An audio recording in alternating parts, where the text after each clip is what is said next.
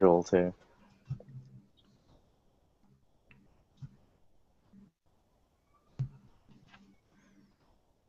Do you see Maxwell's going crazy on Twitter? Do you know He's why? always he's always going crazy about one thing or another. He was on an episode of Tell 'em Steve Dave, and Reddit fucking myrtleized. They had to delete Oh thread. yeah. He went in there I and started told him because he sparring. was he was telling me about that. 'Cause we were talking because he wanted to be. He's like, oh, I want to be on Popsicles. And I'm like, well, we'll talk to Derek. And We can have him on I Popsicle. totally am fine with having him on. I just want to run it by you, and No because problem. it's always fun. But then I'm like, just like, oh, Maxwell, don't just stay away. Just don't do it. It's not worth it. It But isn't. he got in there. Got in. He told some wild stories. You should listen to it. About being in jail, fighting people over honey buns. All right, you ready for the count off here? Yeah, Yep. 1, 2, 3. Record. recording. Live from the internet, it's Popsicles Number. 84. Aw. If it was 85, it would be perfect because you know what today is, Benson? It's the 30th anniversary of Back to the Future. 30 years, Brendo man. Yeah, I was surprised that you elected to go see Jaws instead of going to that Hollywood Bowl thing. Well, they were different days, but I bought my tickets for what I think is the true 30th anniversary screening at the Gamble House at the end of July, Ooh. But the which is Hollywood Bowl had live orchestra. which, as you know, is Doc's house I've in been Back to the there. Future and Back to the Future Part 3. It's pretty awesome. I'm Here's the thing jealous. about the Hollywood Bowl thing. That would all be good fun and all, but everybody was taking pictures and video, and I don't think I could handle that. I feel like I went to a concert like a couple weeks ago and I'm like, is this what concerts are now? People just holding their phones up the whole time? Yeah. It's really stupid. I'm like, don't you want to enjoy the show instead of watching it through your phone? And You plus, when are can't you ever convince gonna people of watch that. that shit? Nobody's ever gonna watch it. I don't want to watch your bootleg concert video. Like nobody. I don't want to watch that stuff. To calm you down, we're gonna go right People into are our weird. segment. This is our. I like getting you riled up, and then we go into our opening segment of Brendo sings the hits. Yay. It is Brenda will sing something from the top five of the on the Billboard charts, and Benson will attempt to guess for the first time in maybe like what 6 months of doing this. He got it correct. Let's see if he can keep the streak alive. Ah. And Brendo, there are the lyrics. Do what Okay. you do. This is the part where Brendo analyzes them and tells the audience whether he knows it or not. I don't know it. Oh, don't you dare look back. Just keep your eyes on me. Oh, I do know this. I said you're holding back. She said, shut up and dance with me. This woman is my destiny. She said, oh, shut up and dance with me. We were victims of the night, the chemical, physical kryptonite. Helpless to the base and faded light. Oh, we were born to get together, born to get together. She took my arm. I don't know how it happened. We took the floor and she said, oh, don't you dare look back. Just keep your eyes on me. I said, you're holding back. She said, shut up and dance with me. This woman is my destiny. She said, oh, shut up and dance with me. I know that song. But does Benson know that song? Definitely not. Have not heard that before. That's Uh, crazy. It's It's on the like radio like every 10 seconds. But Benson does. If you don't listen to the radio, because I like, know, why but would you? But like, well, like, there's no reason. If you like, not his radio, like other people's radios. Don't you like when you work, or is there like a radio on, or my boss puts her iPod on, which is filled with truly terrible music. like what? Nickelback, Dave Matthews, Oh Okay, my It's God. let's shut up I'm with that sorry. Nickelback. Like Nickelback is fine, and everybody just No, jumped they're on the not internet. fine. They're horrible. But What I agree that everybody rips on them. they're But fine. that's because they are the worst. but what about that Spider-Man song? That got me so jazzed and too. I know Benson made fun of it, but I don't agree. I don't agree with that. 15 years old, you've never seen live-action Spider-Man other than that weird Japanese show. Yeah. Toby's swinging there, and fucking Josie Wales is here. That was all about that. Hmm. All You have to right, but understand the context. Dave Matthews, will you surely not agree that that's true? Oh, no, no, no. I hate Dave Matthews. And Mambo Number Five is on that playlist. That's It's not a bad. Every once in a while, you want to groove Tool and Mama number 5. once in a while maybe, but not every day. Listen, that lady's future is now. She gets to listen to Mama number 5 whenever she wants to. Anyway, go ahead. Yeah. It was repeated a bunch of times, so I'm gonna guess it's called "Shut Up and Dance with Me." Okay, Uh, perceptive. I couldn't tell you. I have no idea who sings it. Brendo, who sings this? I'm pretty sure, isn't it Panic at the Disco? No, no. It's like a name like that. Hold on, I lost the name, but I'll get it up really It quick. sounds like oh yeah, it was because I thought it was them, and it's not, and it's somebody It's else. called Walk the Moon is the name of the band. Oh Never yeah, heard. they sound like Panic at the Disco. They do. I remember, I think it's NHL '09 Yeah, and has that song that played over and over has and that over again. one Yeah. Panic at the Disco song play over and over during the menu screens. That and maybe it was NHL Hits 2002, the Rollin' Rollin' by Yeah. the Limp Bizkits. Well, that's like on the WWE, like any sports game, where you end up spending a lot of time in the menus. Like on the WWE games, I end up having to turn it off because even when they're good songs, when you hear them for like the 1 millionth time, it's like, oh. Speaking of WWE stars, I met one. Did you meet Kevin Nash? That's a very random guess. Because oh wait, no, you didn't go to, because you were at Magic Mike. Well, you didn't go to the premiere of Magic Mike. No. He's in Magic Mike 2, which I thought was weird because I He's saw him in in that Magic picture. Mike 1. Oh, I didn't know that. I never saw Magic Mike. He's really good, Magic Mike 1. Well, sorry, who'd you I, meet? I met them and went on an adventure with him. He's one of the more famous WWE superstars to ever come out of the. Who'd you meet? I met The Rock What? as he was Luke Hobbs, and I went on a mission with him. I see what you're doing. Why you guys never play another bit? You're like, oh, I get it now. I got to So was go it cool? on the Fast and Furious supercharged new the grand finale of the Universal Studios Tram Tour is what they're calling it. Now, let's rewind back to maybe a week or two. I get a very flustered text from It was Brenda, like last week. and he was like, "Have you heard this? I heard that the Fast and Furious ride isn't the real ride. It's a stupid tram thing. They spent $200 million." And I'm like, "What? I mean, I already knew that, but what were you here?" I wanted to know what he thought it was, and the The commercial commercial that they show on YouTube on so like on Hulu they With show a Rita commercial Ora? and yeah and they're seriously it looks like they're in a car with like a lap bar and everything like the and that's that to me seemed like some false advertising and they even updated it to where it does say now that it's part of the tour because I think enough people complained because that initial ad does not say that it's part of the tour. It just says ride it, like ride the movie, and then I watched a video of it, and it's seriously like a minute long. The actual ride part, mhm. it's like 1 minute. It Well, just the, seemed kind of disappointing to me. I'll say this: the King Kong 360, which you've done, right? Yeah, That was also advertised with the same lap bar commercials. yeah, I know. I was also kind of disappointed. Um, But at least they made it. I knew that I was part of the tour for the whole time of the right. development.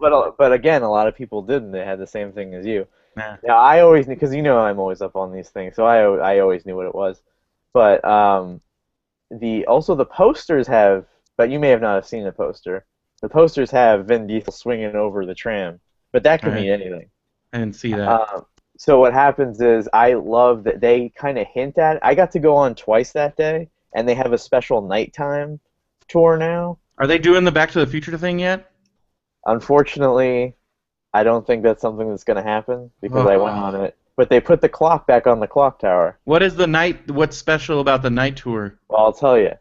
When you go through the Jurassic Park cars, they have it's like the Harry Potter train in that there's video screens on the windows and you see raptors eating people Oh, wow. in the Lost World, trailer things. Mhm. And this is keep in mind we were at dusk, so it was pretty light out, and it wasn't officially nighttime yet. But Frankenstein jumps out at us at one point, and it's a little disappointing. And I think Norman Bates comes out. I think they Yeah, I stopped saw a doing that. video of Norman Bates coming They out. stopped doing that during the day, and now they do it at night. And they Because light up Norman the Bates Psycho coming out House. is right before Fast and Furious. Yeah, a little bit before it. And they light up the War of the Worlds area. They When did I a went whole on thing. Fast and Furious during the day, there was a huge line outside of the ride building, so they were kind of piling up. They had to like stretch out their War of the Worlds dialogue. Yeah. But at night it was fine. So what happens is they hint at what's going to happen in the middle of the tour. You see Dom's I don't know what the car is, Charger something. Mhm. I don't know cars, but it's parked near like the Wisteria Lane. It's like parked in Wisteria Lane basically, and the guy's like, "What? That's Dom Moretto's Charger. We're gonna call Park Security." And there's like a video, and then Park Security calls the FBI and like, "Oh yeah, that guy. We need that guy. Look out for that guy." And then towards the end, they pipe in again, like, "Oh, he's been seen," and then The Rock interrupts the transmission and he calls the guy a stink pickle and pussy boy and skirt shade, like he calls them all these names. And then we go into this building owned by Roman, played by Tyrese. Yeah. There's like it's a three-pronged building, so it's kind of as long as a ride. Mhm. So in that first building, you see the actual cars. Yeah, I saw that part, and then they have the part where like there's like a party going And on, then and that blew my mind. The second building you go in, and there's these holograms because you're in it's a like part, hologram party. you're in Roman's party now, and you're in a hologram party, and it's like if you ever went on the Harry Potter ride, when you go through the castle, the students pop up in hologram form, and this is where Vin Diesel and Michelle Rodriguez come out, and they're like, "Oh, we got to take these guys." And in the third part, you get to go on like a shoot 'em up adventure, like the tram is racing and Vin Diesel's on one side of you and The Rock is on the other, and they're shooting, and I'm like, there's no way I'm gonna get wet on this part, but they figure it out. They figure out a way to splash you with water. Yeah, It was I fun. saw that. It looked fun. It I was was fun. I was Liked it. hoping for like I don't know, I just with the amount of money they spent, I was hoping it was like some kind of like crane ride thing, like Minions or Transformers or something. I thought that it would be funny if you go in and it's just 3D of those crane cars that they had on the original tour. Remember the original Fast and Yeah. Furious crane cars? I thought it would be funny if it was just that. Just They the spent cars 200 spinning million, around. you read? I That's a don't think lot. that's correct. I don't know where they're getting that number, but I couldn't find an original source for that number. I think it just got spread around to all the theme park blogs, and they just kept repeating it till it became fact. I couldn't find a universal source for that Well, they probably number. had to pay the guy. And there's like a wax figure of Vin Diesel out there that's really weird. And the weirdest thing I saw was, that talking donkey, like Donkey will talk to you like a robot Yeah. donkey from Shrek. This guy in a wheelchair. There was like, like all like I don't know what the PC term for it is, but he couldn't really talk, and Mhm. he was using a motorized wheelchair, and he wheeled up to that donkey and he bogarted that donkey time. And I was like, how is this donkey gonna handle that? And he did. He handled it really well. And I guess he understood the guy, and he made that guy's day. I was like, give that guy a raise. It's pretty cool. Did you Pretty see? cool. Have you seen video of the raptor exhibit in Florida? No. They Oh have yeah, I a have. they have It a looks a little thing. disappointing. It looks. I don't know. If I waited 2 hours for that, I'd be bummed. Yeah. But you wait in like this line, and you basically get to have your picture taken, and it's like a hybrid animatronic puppet costume raptor that comes out, and there's like a raptor trainer, and they do the whole like thing, and then you can take your picture with the raptor, and but it like snaps at you, and like people were freaking out. It was pretty funny. It looked pretty, but it seems like there's like a really long line for it, and it's a glorified photo experience. Right. They're frozen characters. Yeah, but I thought that was kind of cool. Have you seen Jurassic World yet? No, Oh. Is there like dollar theaters near you? Well, there is, and I'm waiting for it to go to the cheaper ones. But I did work a deal where I'm going to get to see Inside Out tomorrow because, well, this is a deal I worked out with Phil and Janelle. It was Get to paint their house. Well, no. They want to see Jurassic World, but they can't take the kids because the kids would freak out. So Uncle Brendo takes them to see I take Inside Out again. To see Inside Out, and then they pay for me to go to see Inside Out, which they've seen. Which they've seen, but the kids want to see it again. They'll watch anything like 100 times, and they love it.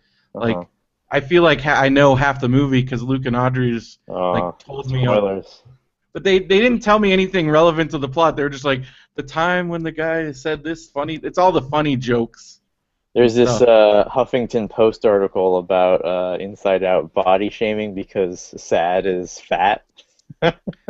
People need to stop looking that far into things, and because you can get offended. Not even that far. You're just looking at a poster and writing a think piece. Yeah, but that's just because I just saw a thing where now people are going I just saw an article where somebody's like the amount of dialogue from a African American person adds up to 60 seconds in the movie Her, and I'm like, who gives a flying fuck?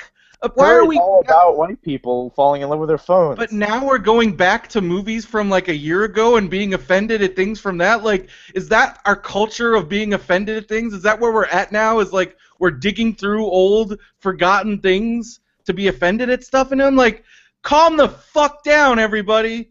Just everybody fucking chill. You can be offended at anything if you want to be. Let's choose to just take the high road here and be offended at real things that really fucking matter instead of dumb movies or even any. It's the fucking. God damn it, people, chill out. Sorry. You're bothering Brendo over here. I don't like that. That's my buddy. Just everybody needs to fucking chill out, man. I saw the July 4th movies. In the last couple of years, they've been pretty dumb. Like last year, Tammy was the big July 4th movie. Yeah. This year, we got a Terminator movie. Terminator Genesis. I saw it, and I liked it, and I took a lot of flack. I think I'm the only person that does like it. I heard a few people say they like it, actually, that I know. Have you seen it? You said it was funny, though, so I'm like... I know, but after I watched all of them, and the 3 and 4 are really bad. Yeah. So I enjoy Daenerys turning Nigerian, cracking jokes. I want to see frickin' Khaleesi, Sarah Connor. I want to see it. I mean, it's I got she's other Sarah movies. Sarah Connor / John Connor, because she's copping an attitude in this one. Yeah. Oh. And Arnold's great in it. Arnold's hilarious. Benson, have you seen it? Not yet, but I intend to. What have you seen? What have you seen, Mr. Movie Pass? I saw Inside Out. What does a millennial like you think of emotion? We're for it. I think millennials are very pro-emotion. I think that's one of the core millennial values. So you liked it? I did. Liked it quite a bit. Okay. Surprising. Yeah, I saw... Well, I mean, this wasn't Movie Pass, but I rewatched Mission Impossible 2 and Jurassic Park 3. Why would you watch either of those? He was trolling us with that, I think. I hadn't seen them since I was a kid. Jurassic Park 3 is the worst. And so is Mission Impossible 2. And Mission Impossible 2 is horrible as well.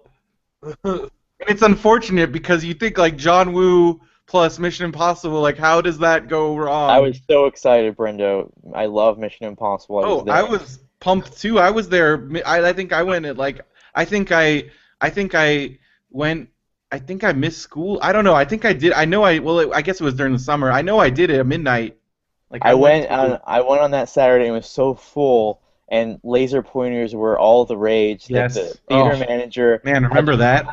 The theater manager had to introduce the movie and say, if we see any laser pointers, we're going to kick you out immediately. and this theater's so full, you're not going to be able to sit with your friends or whatever, so you just need to take any seat. It was like that was the only time I've ever seen like a guy basically like it was like after a hurricane. The guy's like, we only have this amount of rations, and it was for that movie. Yeah. But Benson, you liked it. I did like Mission Impossible 2. The masks, man. The freak. I just remember them. That's every Mission Impossible. No, but I know, but this one goes to, like, too far. be beyond extreme. Like when like they're just like taking off mask after mask, When and then masks the other stop guy's crying because they just betrayed somebody. I will recognize that it's maybe not a good movie, but I think part of it was nostalgia, part of it was me just enjoying how insane it was. I had fun watching it this time. I'm gonna rewatch them before the new one.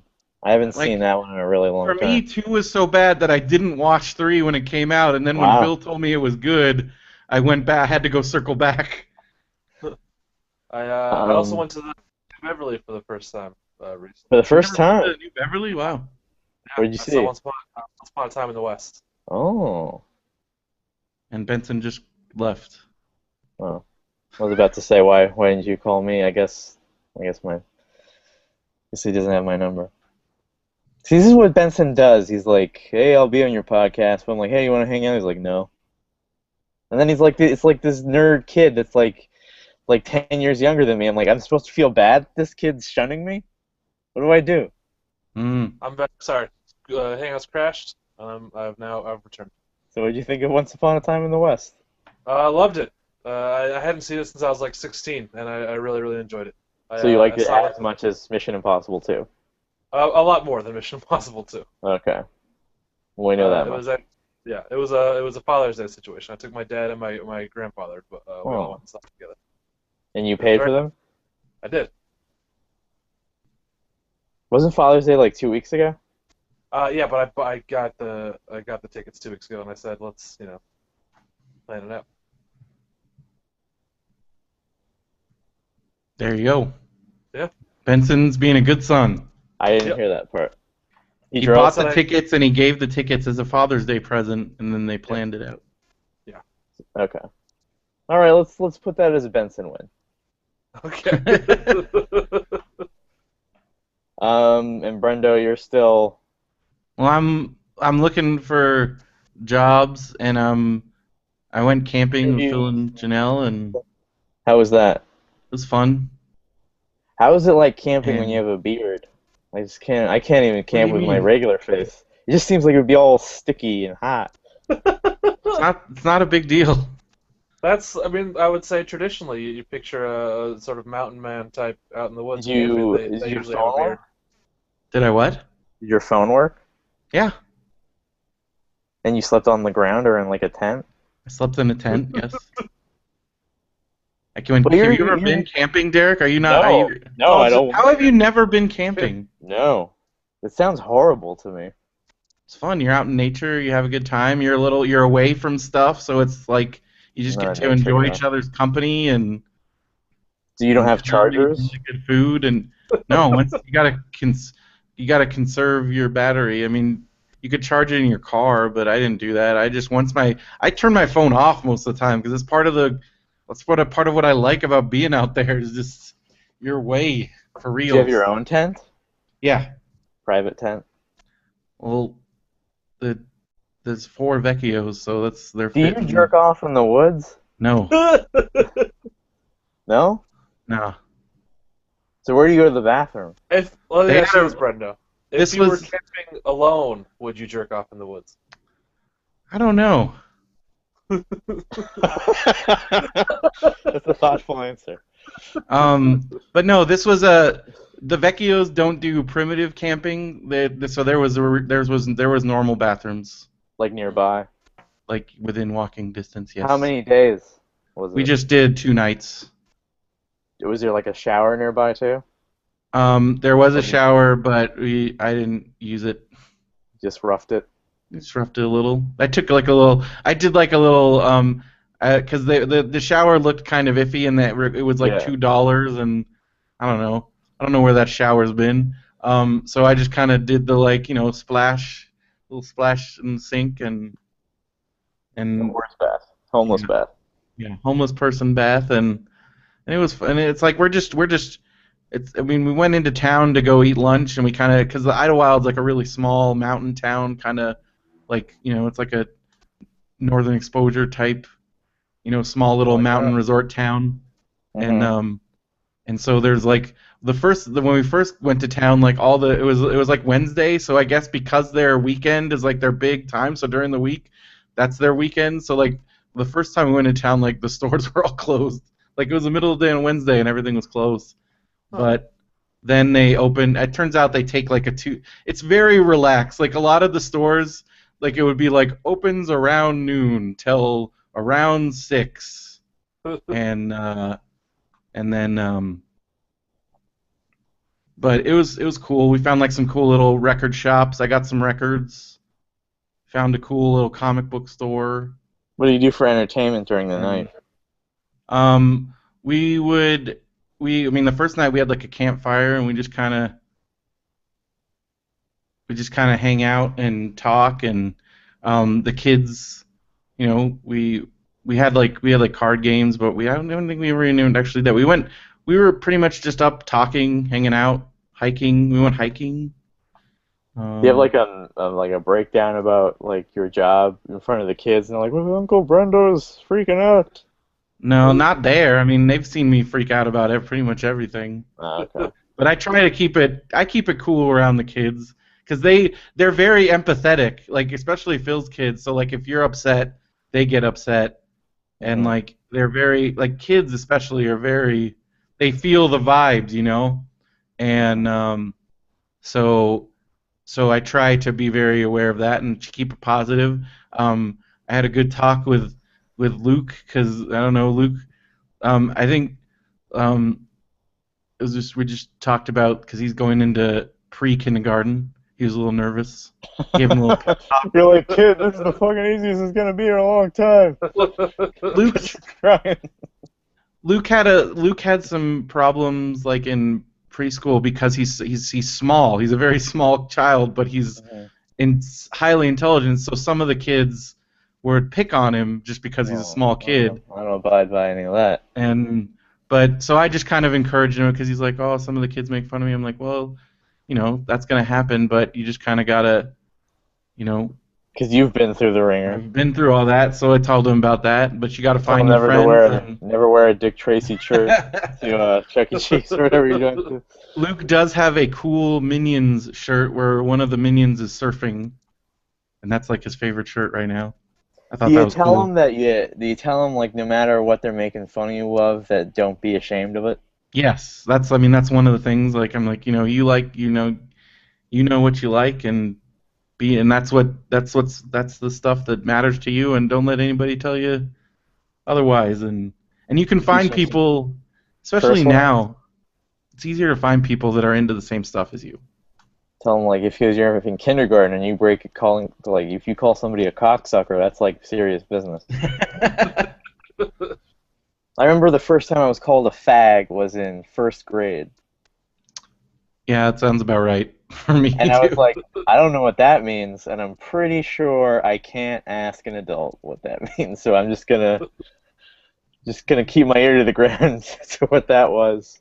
I remember this kid called me a fag I remember in second grade, this kid called me a fag, and then it was also, so the first time so I think that was the first time I got called a fag, and then this kid just he punched me in the stomach, and it knocked the wind out of me, and that was the first time I had the wind knocked out of me, and I became very acquainted with that. I remember the origins of all the dirty words that I remember hearing. I remember one day, like, kids came to school, like, calling each other dirty cocksuckers, and I'm like, what the hell is that? Like, because they wouldn't stop calling them that. They're, like, really using the word. I remember making up songs, like, because we used to give my friend's little brother a real hard time. Um, and I remember making up songs about how he was a fucking asshole, like saying fuck like every other Oh, word. But Brenda like was doing it. I don't know. Now I feel horrible because like I was me turning my rage against the weakest link that I could find, and um, Well, but one of the things that I did Well, since we've been gone, is I got to go to the premiere of a big Hollywood movie, a big Yeah, some Hollywood summer movie, and I got the red carpet treatment. I saw all your pictures and Yeah, it's all stuff. It big. looked pretty amazing. I got to go to the premiere of The Minions, courtesy of our friend of the show, Brian Lynch, who Yep, wrote it. Sole credit on an animated movie. Apparently, that's a that's a that's a big really deal. big deal. Like nobody came to punch it. Like it's all him, and it was great. I love the movie. I got to wear a tie. Yeah. Got to meet his parents. Like so many people went. Did you meet Keaton? Keaton was filming. Oh, He didn't go. He was the you didn't get to only have your Derek Keaton. I was hoping you were gonna get your moment, man. he was the only major player in the movie that didn't come He because was he gonna was filming. say, he's out there, Derek. He was at the Got it Shrine on work. Auditorium where they used to have the Oscars, and the party, Brendo, was where they have the At the Shrine Expo Commons. Center. Yeah, it was weird to see a big party in that place where I'm usually used to seeing greasy GI Joes. Haggling with Popeye for. Speaking of And that, there is a shrine show, but it's not at the shrine. It's at this other place that's a mile away on August 23rd. So yeah, mark it I on know your that. calendar, Derek, because Yeah, Phil's we. in. Oh, I'm in too. We'll be there We're gonna be there. Benson, you should come too. You don't Sure, have to August get in on the 23rd. table, but you should join us. because we'll Sounds like probably fun. be podcasting. Yeah, If you want to get in on the table, you can. If you have That'd be stuff, that'd be nice if yeah. you could subsidize that price. That'd be nice. Um, because you can pretty much sell anything there. So if you have anything, think about it. so this is the first after party I've been to. I've been to a few Yeah. premieres before, and I think a kids Do you have any premiere. awkward celebrity encounters? Well, no, our table was right next to John Hamm and Allison Janney. Like we were in spitting You were in distance. there. Wow. And John Hamm spent the entire time taking pictures with people. He couldn't sit down. People like Benson wouldn't stop bothering him. Right. So what was that Um, like? Like, is that like really good food and all that stuff? well, that's the thing. Kids premieres, I think, are different because it was all like it People was all bringing their banana. Like kids. I'm allergic to bananas, and I ate all the banana stuff. There was chocolate covered bananas. There was banana bread. There was banana brownies. There Because it was was like Minions are yellow, so let's have banana stuff. well, they that's the Minions' favorite food, bananas. Oh, okay. And if you go to your local supermarket, you can be like I was in the beginning of this podcast and have the Minions cereal, I saw Minion Twinkies, and I saw the Minion they're Twinkies. banana flavored as well. Just like the And original Twinkies. the Minion cereal is basically banana toast crunch, like cinnamon toast crunch, but banana flavored. Oh, Mhm. I like the sound of that. It's pretty good. One of the more original changings of a cereal because they're usually just a variation on Lucky Charms nowadays. Um, they had an open bar, so I got to drink. And at the open bar, it was like you can get a Stella, you can get a cocktail, or you can get a juice box. I got all three. Nice. Nice.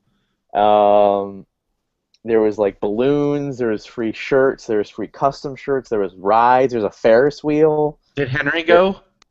Henry didn't go. He's a little too Oh. young for that. But next year, the next movie. Um, we saw David Wayne.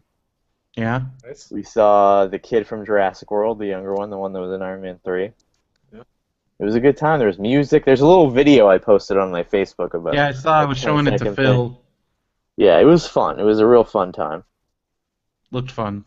Yeah, I felt like I want to work on a movie so I could enjoy it even more, knowing that's like an accomplishment, instead of being a turtle like Mooch, instead of being like a Johnny Drama Mooch. But I'll be that too, if that's what it takes. I'm all about the mooch. Yeah, that's what I've been up to. I think that's it. Cool. So let's get to business here. This is Get our to biz. pre-Comic-Con, what would you call it? Strategy session here.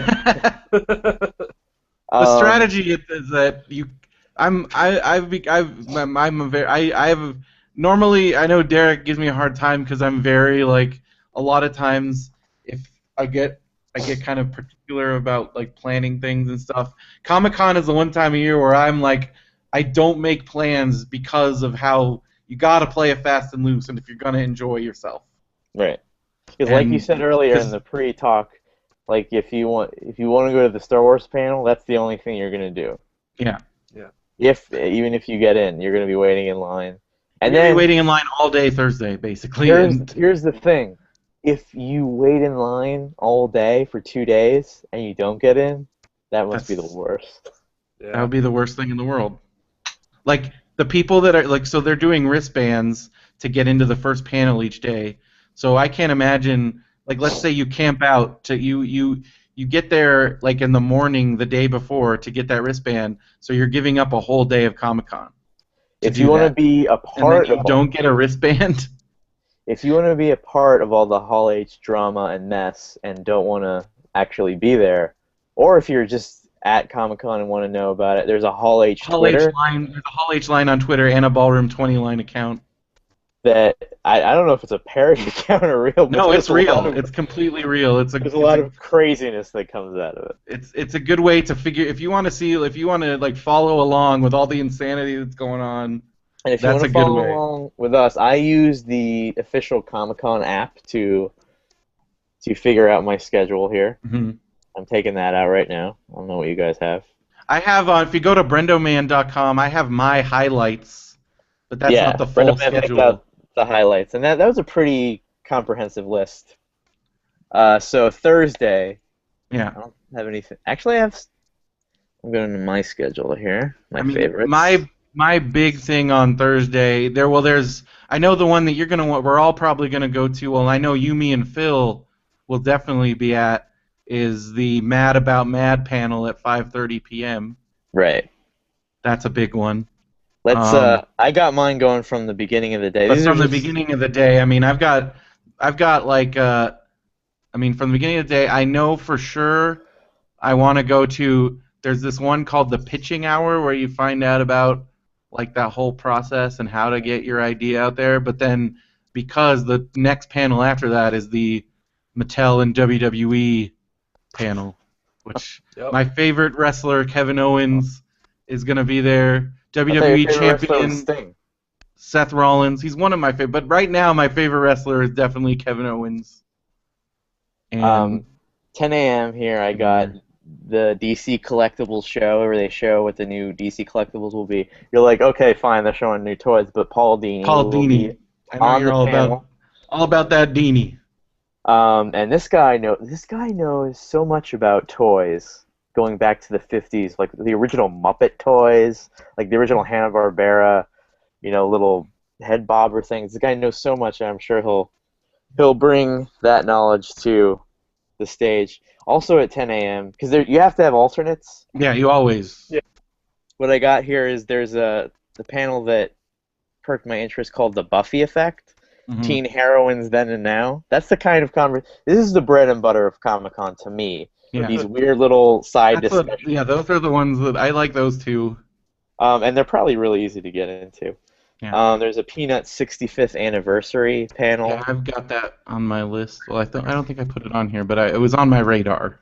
And in Grand Ballroom D at the Manchester Grand Hyatt, Hmm. they're playing short films all day, so I marked off a few of those. Wasn't our friend of the show James Reynolds? Yeah, Ryan Reynolds. when we get to Is it James Saturday, Reynolds? I'll point that out. His name is Ryan James Ryan Reynolds, James Reynolds. but he's too ashamed to go by Ryan Reynolds. He's premiering his movie at Comic Con. Yeah, It's exciting. when we get to Saturday, I'll say. Oh, it's on Saturday. Okay. Benson, any of these popping out at you? Mad one seems cool.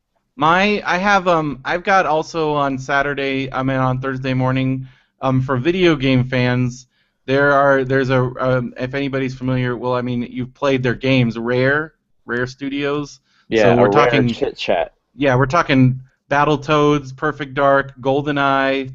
But they didn't list GoldenEye on their But thing. they did develop it, so Yeah. Do you think they'll be talking about I'm GoldenEye? pretty sure they will. You think but they'll be talking about how they put a level on GoldenEye in Perfect Dark?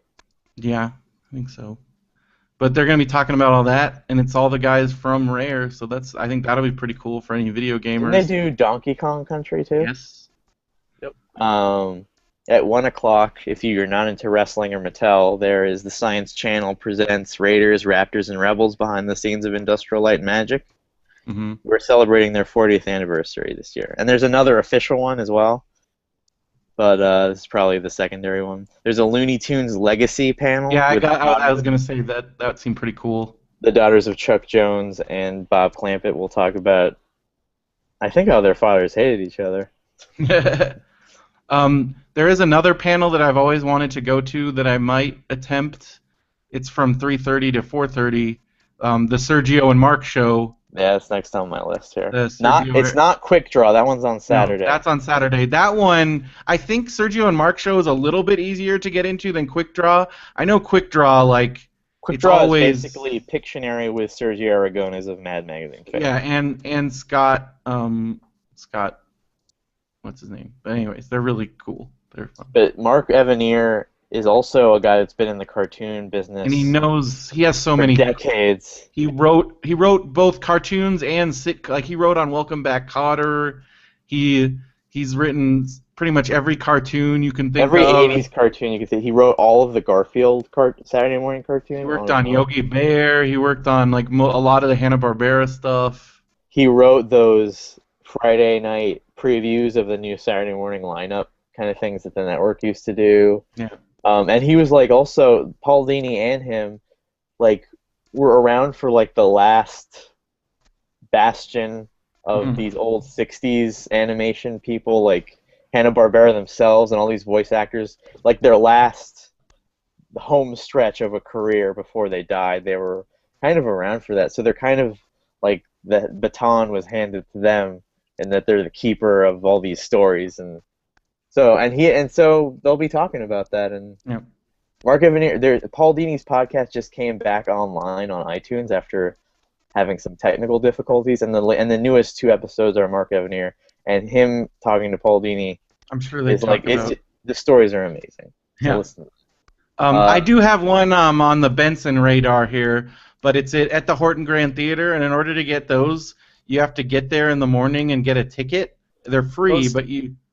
It's ticketed again this year? Yeah. Because I was looking, me and Andrew were actually talking about this. So the funny pages with Ben Blacker and Paul F. Tompkins. Yeah, I talking definitely want to try to go to that. Talking about comics and comedians. Yeah. And that sounds like that's going to be a pretty big deal for all the comedy guys out there. Yeah, I really want to try to go to that. Hopefully, it won't be too hard. Because I know, like last year, as recently as last year, the Thrilling Adventure Hour panel, I walked in like right when it started. Yeah. So that gives me hope that this one will. But this is a ticketed thing. Yeah, I know. And they give out the tickets in the morning when it opens, like in the sales pavilion. Yeah, that was a Weird Al slot last year. Wasn't Yes. that? I have Mad About Mad here, and it bleeds into one of the weirdest things that I want to do. That's on my radar here is the world premiere of Scooby-Doo and Kiss Rock and Roll Mysteries. And that's at Hall H though. That's in Hall H. But sure, but it's being the Q&A is moderated by Kevin Smith. Kevin Smith and Gene Simmons are going to be together on stage, and to me I think that could be amazing. With all of the Hanna-Barbera people. With Matthew Lillard, with the Hanna-Barbera people, plus Gene Simmons and Paul Stanley are going to be there. I think that could be pretty Matthew crazy. Lillard will be there, voice of Shaggy. That sounds like a weird ass panel. Man. And they're going to show the Scooby-Doo and Kiss Rock and Roll Mystery movie. Yeah, they're going to show it. And there's a new Kiss song. Great. I haven't gotten tired of the old ones. But and here's one of the weirder panels that I want to do. This is the epitome of what Comic-Con is to me. There is a panel called Tatooine Law: Legal Lessons from Star Wars Sure. that is federal magistrate Judge Paul Grewal and a New York political consultant and novelist will explore the legal system from a galaxy far, far away. The panel will jump to light speed to explore many legal lessons on Tatooine, including the intricacies of property ownership, of droids, employee and independent contractor safety in Jabba's palace, and Han's legal justification to shoot first. I want that played as serious as possible. I don't want any funny business. You know, I don't know what that's going to be like, but that sounds kind of amazing. I wanted to give a shout to some panels that some friends that are on. One of them being the Miami Vice 30th anniversary retrospective. It's going to have people from the show, including Edward James Olmos, but also Jonathan London from Geekscape is going to be there because he's writing the graphic novel. So it's got people from all forms of Miami Vice media, and I think that sounds cool. I also want to give a shout out to Mel Kalo is going to be on the Nerd Strong panel talking about getting fit in a nerd way. What days are those? These are on Thursday, so Okay. I'm just going by Thursday. And let's see, what else do I have on here? At 8 o'clock, there is Son of Name That Movie. Except can't go to panel at 8 o'clock because... Right. I think this is a cool panel, though, where they play clips from movies and you're supposed to guess what they are. I think I went to one of those once. It's pretty cool. And then at 9, Paul Dini's on another panel talking about the Floyd Norman documentary. But if you're a dick, you can go to those if you're a dick. Because yeah. At 8:30, Phil and I and Josh Anderson and our friend Patrick Scullin will be doing our webcomics advocates and the webcomics gathering panel, because we're not allowed to say Webcomics Advocates Presents, because I guess that indicates sponsorship, and they want to keep it untainted. No presenting of panels. I don't know. What is that? I think Benson's strangling a puppy. No, my Someone dog. step on your dog? She has arthritis. Every once in a while, she gets very, very sensitive. It only lasts like a day or two. She's fine. And she's just trying to move around right now, and she's having a hard time. Oh, man, that's sad. Yeah. But it only ever lasts a day or two, and then she's back to her old self, so she'll be fine. So Thursday night at 8:30 p.m., 8:30 to 9:30 in room 4 will be our webcomics panel. We talk about webcomics. We give audience members who have webcomics a chance to promote their comic to the crowd. That is the weirdest. You want to see that because that is the weirdest, most unnerving thing I've ever seen. It's so weird, but fun. One more thing on Thursday. I was looking at. Sorry. Oh, go ahead. Go ahead. I was looking at the Funny Pages panel. Actually, it looks like there's been an update. Paul F. Tompkins is no longer listed as a part of it. It is now Ben Blacker and Tom DeLonge from Blink-182. Whoa. That is not a trade that I'm happy with. That's really random, and Tom DeLonge is kind of a jackass. Yeah. Which one is that? That's the one that he's the Angels and Airwaves guy. Angels and Airwaves. I said Faith and Rainbows. He's a dick? It's kind of a dick. Why would he do? think. Well, he's very, I don't know. Listening to him talk about Angels and Airwaves, he acts like they're like God's gift to music, and that attitude kind of like, this is the greatest music you've ever heard in your life, and we're gonna revolutionize everything. I'm like, you're just another kind of rock band, because they use Drew Struzan posters and all this other stuff. I don't know. It just seemed very kind of. And then I like Mark Hoppus's voice way better when it comes to Blink songs. And I know Matt hates Blink, but I don't care. Yep. And also, but Tom, like, he sold out when he wanted to go out on his own. He totally sold out the band. He's like, F Blink, I don't even like that music. Like, he sold out his own music and his own fans just so he could have this hipster band. I don't know. And then he left the band again. He keeps leaving the band. If I was asked to be on Nerdist and I left Popsicles Forever, would you be mad at me? To be on Nerdist? No, I'd be proud of you. We'll see. Those people on Blink-182 should be lucky to have. Yeah, but then would you go back and be like, Popsicles is the worst show ever, and I regret ever doing it, and F all the Popsicles fans, they're all a bunch of stupid idiots? Because that's basically what Tom DeLonge did. You have to understand, Blink, like, I watched them when they were still in high school. Because I'm from San Diego. I saw them play when they were still in high school. Like, it's one of those bands I've been following forever. And so then to have the lead singer basically shit all over it, it's kind of... I'd like to think that I could become successful and rich enough to do that. Yeah, maybe you could be Tom DeLonge successful and you could just shit all over everybody and be a dick and nobody will care. On the Hall H side of things we're not going to get into, you've got Hunger Games Mockingjay Part 2. Mm-hmm. You've got Doctor Who. You've got Con Man, which is the Nathan Fillion, Alan Tudyk Yeah. Think that'll be show. popular? Yeah, you think maybe?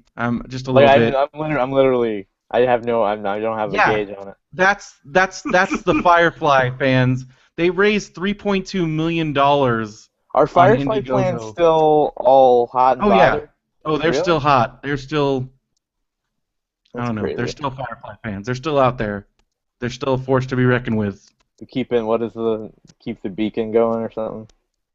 Can't Sure. stop the signal. Yeah. Did you get to go to one of those year early Oh, Serenity I screenings? was at. Oh no, but I did go. I went to the I was at the Serenity Hall H panel. It was the first year of Hall H, How was but that? it was cool. I mean, I wasn't super familiar with it at the time because I don't think I even Did you watched watch Firefly. it? Did you watched it on I DVD? hadn't. Yeah, I didn't watch because I hadn't watched Firefly. I knew Buffy and I knew who Joss Whedon was, but I just remember because they did Serenity and then Nathan Fillion stayed on stage and then they did the Slither panel and I actually thought the Sliver panel was a lot better because it was James Gunn and Nathan Fillion and they were really funny and they were really dirty and all the because during the Serenity panel, the Joss Whedon fans they were like fights to like who could ask questions, and it was like the worst. There was a dude dressed up as a pope, and he's like, "I am the Pope of Joss," just like ridiculous shit like that, and When like we I went to was the very turned off. Trey and Matt uh, panel, people like that would walk up, and the way they would dismiss them was so funny. Oh, I wish. The last thing I want to talk about on Thursday is DC Comics Too Tough Trivia is the 75th anniversary of Robin and Catwoman Hmm. and the Joker. And it's a panel where they get the mightiest DC fans and give them the hardest trivia they can give them. And they win prizes. That sounds fun to watch. That's Comic-Con, man. It's not about, to me, it's not about meeting Jennifer Lawrence. Mm.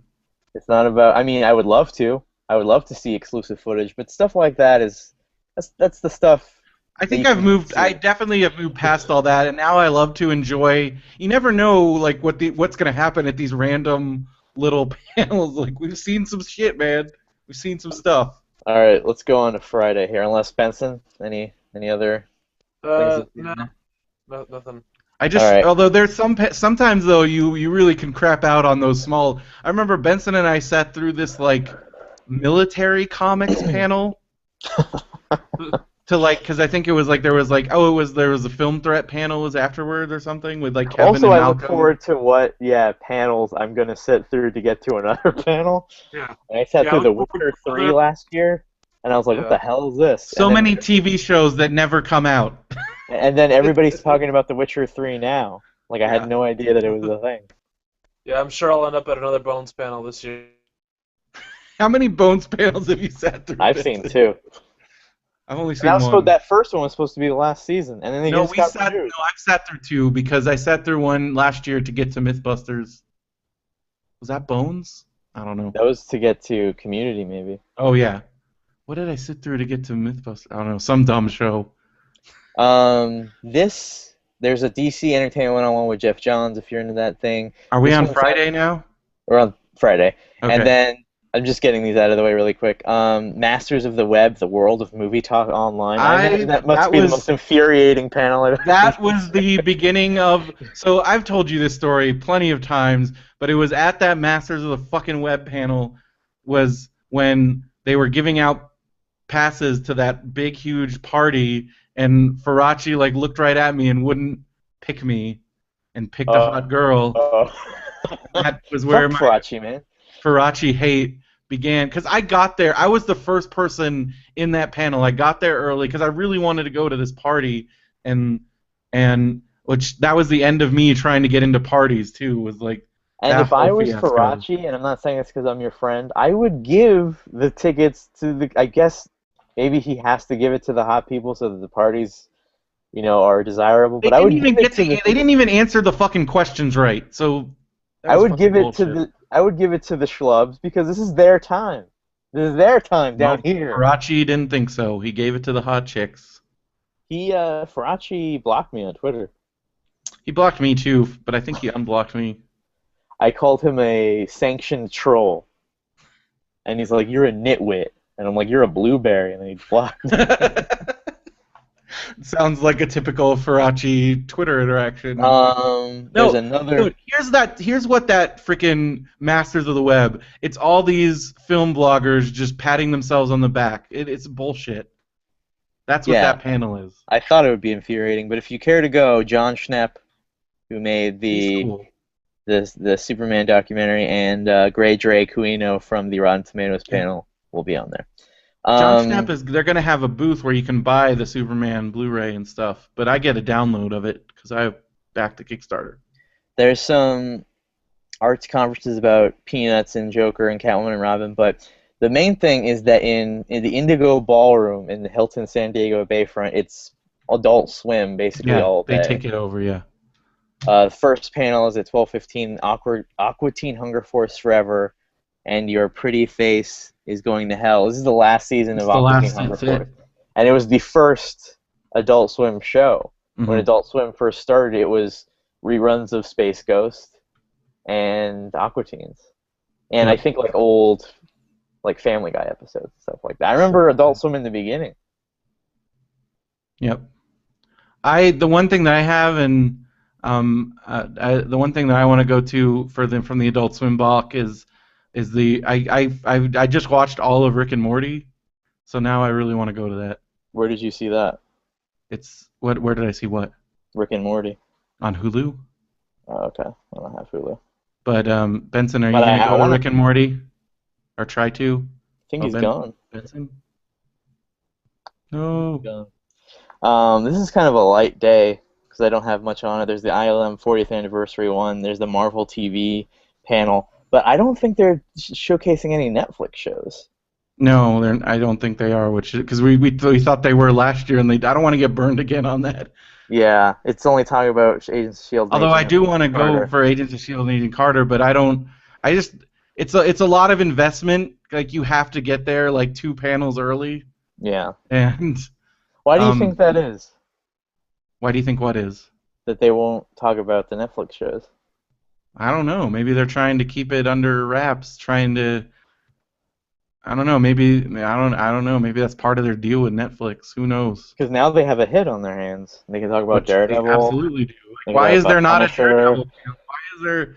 They could I talk don't- about yeah. There's like a million DC shows. and no AKA Daredevil Jessica show. Jones is coming out this year. Yeah.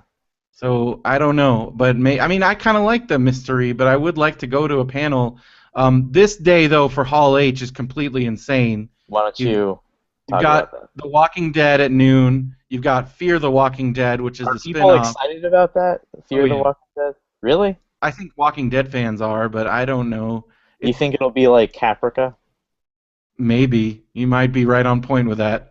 Wasn't Um, Caprica like really popular and then it got canceled? I think it wasn't. I think it was really popular for a few people, and then other people. I tried to. I just couldn't get into it, man. I couldn't. And I No, love you didn't Eric like Stoltz. I like Eric. I mean, I watched the pilot, and it was just. I don't know. I just couldn't get into it. Caprica, for people who don't know, is But- the prequel spin-off to Battlestar Galactica, which is very popular. So then you got. Let me ask you really quick about Battlestar Galactica. You were around for when that show was on the air at Comic Con. Yes. What was it like? Was it as big as these Game of Thrones shows Oh, yeah. and Walking Dead? Although I did go to the Battlestar Galactica panel at New York Comic Con. I mean, it was packed, but it was pretty nuts. Yeah, I never got into a. I was never even able to get into a Battlestar panel at Comic Con. It was nuts. They have New York Comic Con and TED too. Oh yeah. And do you know what Seth MacFarlane thinks Comic Con is? What? Fucking Beetle Bailey's walking around and Popeye and Grimm from the comic. It's a bunch of comic strip characters. Okay, Benson says that he can hear us, but we can't hear him. So I don't know what. Maybe if I mute him and unmute. I don't know. I don't know what to tell you. So you can just go on it. Oh, what is he recording from? Maybe just go on your computer. Yeah, if you can. But anyway, Seth MacFarlane thinks that Comic-Con is like Popeye and Beetle Bailey and Mother Goose and Grimm, like comic strip characters. Because he's been to Comic-Con though. He's had panels. I went Actually, to a Family Guy panel and he sang. really? Because I read here that this is the first time he's going to come to Comic-Con. Well, that's a complete lie because he does the Family Guy panel like every year. He didn't last year, because I remember we talked about it. But Okay. he's coming this year. Well, I went to a Family Guy panel where he was there and he sang like as Brian, like they did a read through and then he sang a song. So talk about Hall H. Hall H. So you got the Walking Dead stuff, then you've got Game of Thrones, and then you have. Do you think people are going to be mad because everybody was all up in arms about how that season ended? I don't know. I mean, that's a possibility, I guess. But do you think true fans don't care? True fan, they should, because that's what the show fucking is. Like Jesus Christ. There's some other stuff in there. These are the big ones. I only put the highlights of Hall H, so I don't even know the full Hall H. I just know these are so. But none of that shit matters because the only people that are going to be in that hall all day long are Star Wars fans because they're going to be the. I guarantee you, Star Wars fans are going to be lined up at least 2 days before. They've been waiting for this for years because they thought that there's going to be a panel for years. This is the first Star Wars panel ever probably since the original Comic-Con. Yeah. So we have a Lucasfilm panel with. But last year people were all disappointed because there was no. Yeah. And Force now Awakens here it presence, is. and then the year before that, so now here it is. With Kathleen Kennedy, J. James Abrams, Lawrence Kasdan, and special guests. And probably they're gonna wheel out Harrison Ford. Do you think they'll have a new trailer, or they'll just show clips? I've heard rumors of a new stuff. I mean, I don't know. And then the last. It's easier to get into the D23 version of this panel. Who knows? Because you've never been to D23. I've never been to D23. I don't know. Although I do know that D23 has a fast pass system for their stuff. I forgot about that. I have a question. But then the last closing out is and bravo to Kevin for switching over to Friday. Do you think he dictates when he can go on, or is it Comic-Con? I have a feeling that he has some say in this. Okay. I mean, it might be, but I still don't. There's no. I don't know. If I'm Kevin, I'm gonna be like, can I go on after Star Wars like that? But that seems like a hard act to follow. Like what if everybody leaves? That's happened before, but then a whole nother group of people. I've never seen a Kevin Smith Hall H panel where it isn't pretty much full, ever. Yeah. Even if everybody leaves, a whole nother group comes in. Mm-hmm. And his Hall H panels never, to me, they never disappoint. There's always some, because the way he handles people is always really great, and things. I kind of wish that Benson had the same roommates as last year, because last time you came back from the Hall H panel after the Tusks trailer had just premiered it at his Hall H panel. Yeah. And I was watching it in Benson's room, and his roommates came in, and I heard, "What's all that yelling? Is it that Chris Farley before God did us a favor and whacked him off?" Yeah. Turned around, it was this blind guy that was like laughing at his own joke, and I looked at Brenda like, "We gotta get the fuck out of here." But now Chris Farley has his own documentary coming out. I want to ask that guy about the documentary. Yeah. I saw a girl last night at ArcLight that helped me get Jurassic World tickets, and she was I had to exchange them, and her favorite movie on her name tag is Jurassic Park. Mm-hmm. And this happened every time I asked somebody to help me exchange the Jurassic World tickets. Like, you don't want to see Jurassic World? I'm like, no, I do. I just want to see it at a later time. I saw her yesterday, and I'm like, what did you think of Jurassic World? I don't know if you remember me, but we geeked out about it. She's like, oh yeah, I remember. Yeah, that's cool. That's the geek magic, man. That's it. The geek camaraderie. It's great. This is for yoga hosers. Mm-hmm. So it's not just his. Mm-hmm. So it does say special guest from the Yoga Hosers cast. Will that be Johnny Depp? Who knows? No, it's like he's been to Comic-Con. He's done it. He's filming in the Caribbean right now. Well then, oh yeah, that's right. Ugh, why are they doing another one of those? Do you see Doug Stanhope is like best friends with him now? That's if you weird. go on his Facebook, like he's hanging out with him. Well, Benson, you there? I'm sure. So I'm guessing. So that does that mean it's gonna be like Harley and like so this is gonna be Oh Harley's. my God! Could you imagine being a teenager and your dad puts you in a movie and then you have to do a Hall H panel? That's scary. Could you do a Hall H panel? It won't let me unmute you. Why? What the bloody fuck? I'm sorry. Google's pissing me off. Hold on. I got it. Ugh. Could I do a Hall H panel? I think I could. Let's say that you're on a reality show. Here, Benson, can you leave and come back? It shouldn't automatically mute you. There you go. Okay, so let's say I'm Let's on a say Hall H panel. you were part of something bigger. It wasn't something that Yeah. you made. Oh, I'd rock that shit. Really? You wouldn't be nervous? No, come on. You know, that's a cool thing. I like to think that I'm not nervous in front of crowds, and that's a good thing to have. I thought I would be nervous the first time I got up at Smod Castle, and then I just started doing it, you know? Mhm. And I feel like the same thing would happen at Hall H. I just do it. Can you hear me now? Yes. There's that old familiar fan. We're talking about fan convention, so it's good to have a fan online. Well, we're talking about Friday at Comic-Con. We're talking about Kevin's panel. The one unfortunate thing, since we've decided we're going to do Kevin's panel, is we are going to miss out on the Rotten Tomatoes. Oh. Yeah. Hmm. I was like I don't know. I see like Phil on the big stage at Comic-Con. That could be very entertaining. But we do have that. My big picks for Friday, besides Rick and Morty was my big one. Benson, I know you. Do you watch Rick and Morty? Yeah, love it. So are you excited for this? Are you going to try and go to this panel? Oh yeah, for sure. Well, then I will be with you in that. Especially since there's no community panel this year. There is no community panel. I was very disappointed. Which I may have already said on the episode, but I don't think you heard it because that was right after I was muted. I said that.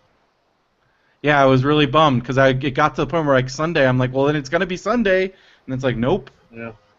No We panel. had a few minutes without Benson, and we did pretty good. Our back and forth was fine. I mean, you had what? When was my first episode? You had 60 episodes without me. No, we always had a third guy though. I see. But you're the best third guy. Thank you. I've got Very good. some random panels that I put on here. One of them was called "Twisted Roots of the Comic Industry," and it's a bunch of people talking about like it says some people, I don't know who they are, but one of them's an editor for Marvel and like some other things, but they reveal the stories of the gangsters, bootleggers, and eccentric geniuses who founded the comic business. And then it's moderated by Michael Uslan, who produced the Batman movies. And his story about how he got the Batman rights. Yeah, it's awesome. Is awesome. If you want it, he has a book. It's called The Boy Who Loved Batman. Everybody should read it. Every theatrical release Batman movie has his name on it because he bought those rights in the 70s. Oh, gosh. That's amazing. You'll never see that again. You'll never see anybody do that again. But that would be like it was seriously like if you were sitting around, you're like, I'm gonna buy the Batman rights, and like he did it. He fucking did it. Nobody wanted them. Nobody wanted to do it. Oh. But so that sounded pretty cool. And then there's an Archie Forever, the 75th anniversary of. There's a lot going on with Archie these days. Yeah. Well, it's the 75th anniversary. Or no, it's past 75, but so they're talking about the first Archie #1. Oh, because they're doing a launch of a #1, and oh, I remember that. That was the one where Jughead was really hungry, and then Archie had planned 2 dates with 2 different ladies at the same day. Crazy times. Mr. Weatherby's mad at him. Or something. So Reggie was scheming. They're going to talk about the Archie horror titles. There's a new Jughead series. And, what if there was a new Jughead, like a girl Jughead? You know that Mark Waid wrote Archie? I did. I didn't know that. So he's going to be there. And you get an exclusive gift bag ticket. Is Chip Zdarsky writing the new Jughead? Am I remembering that correctly? Or did I think I saw that somewhere on his Tumblr. Or maybe, I don't know. Would you shave if we were Archie and Jughead? I would consider it for that, maybe. Okay. I don't know. You know what? Here's me saying that, you know, the last Rotten Tomatoes panel at WonderCon, there was a lot of fills up there, so maybe I could skip one. You know, because I would feel bad if I was missing it, but now I'm feeling a little better about it. Another cool animation panel that I saw on here for Friday was Disney Animators: The Power of 2D. You've got panelists are Willie Ito, who animated Lady and the Tramp. You And got he was the judge in that OJ trial. oh wow, you're so clever, Derek. Wow, what's that Venom? Judge Ito joke. Come on. All right, I'll get okay. Yeah. So if I give you a Muggsy Bogues joke, you're gonna roll your No. eyes? I guess you're right. I guess it is appropriate for the show, but they're gonna discuss the entire. They've got animators covering between Lady and the Tramp to their new one, which is called Mona. And so this It's a one guy, long history. so Dale Bear, who I think he's the longest running. Well, Willie Ito's the longest running one, but then this guy's been on board from Robin Hood. Then the next guy's been on board from Lion King, and then you have another one, the main animator from Little Mermaid. Well, a lot of Disney. So it's all Disney animators talking about animation. That sounds kind of cool. A girl I worked with, her dad was a Disney animator, Mark Henn, like one of the main ones. Yeah.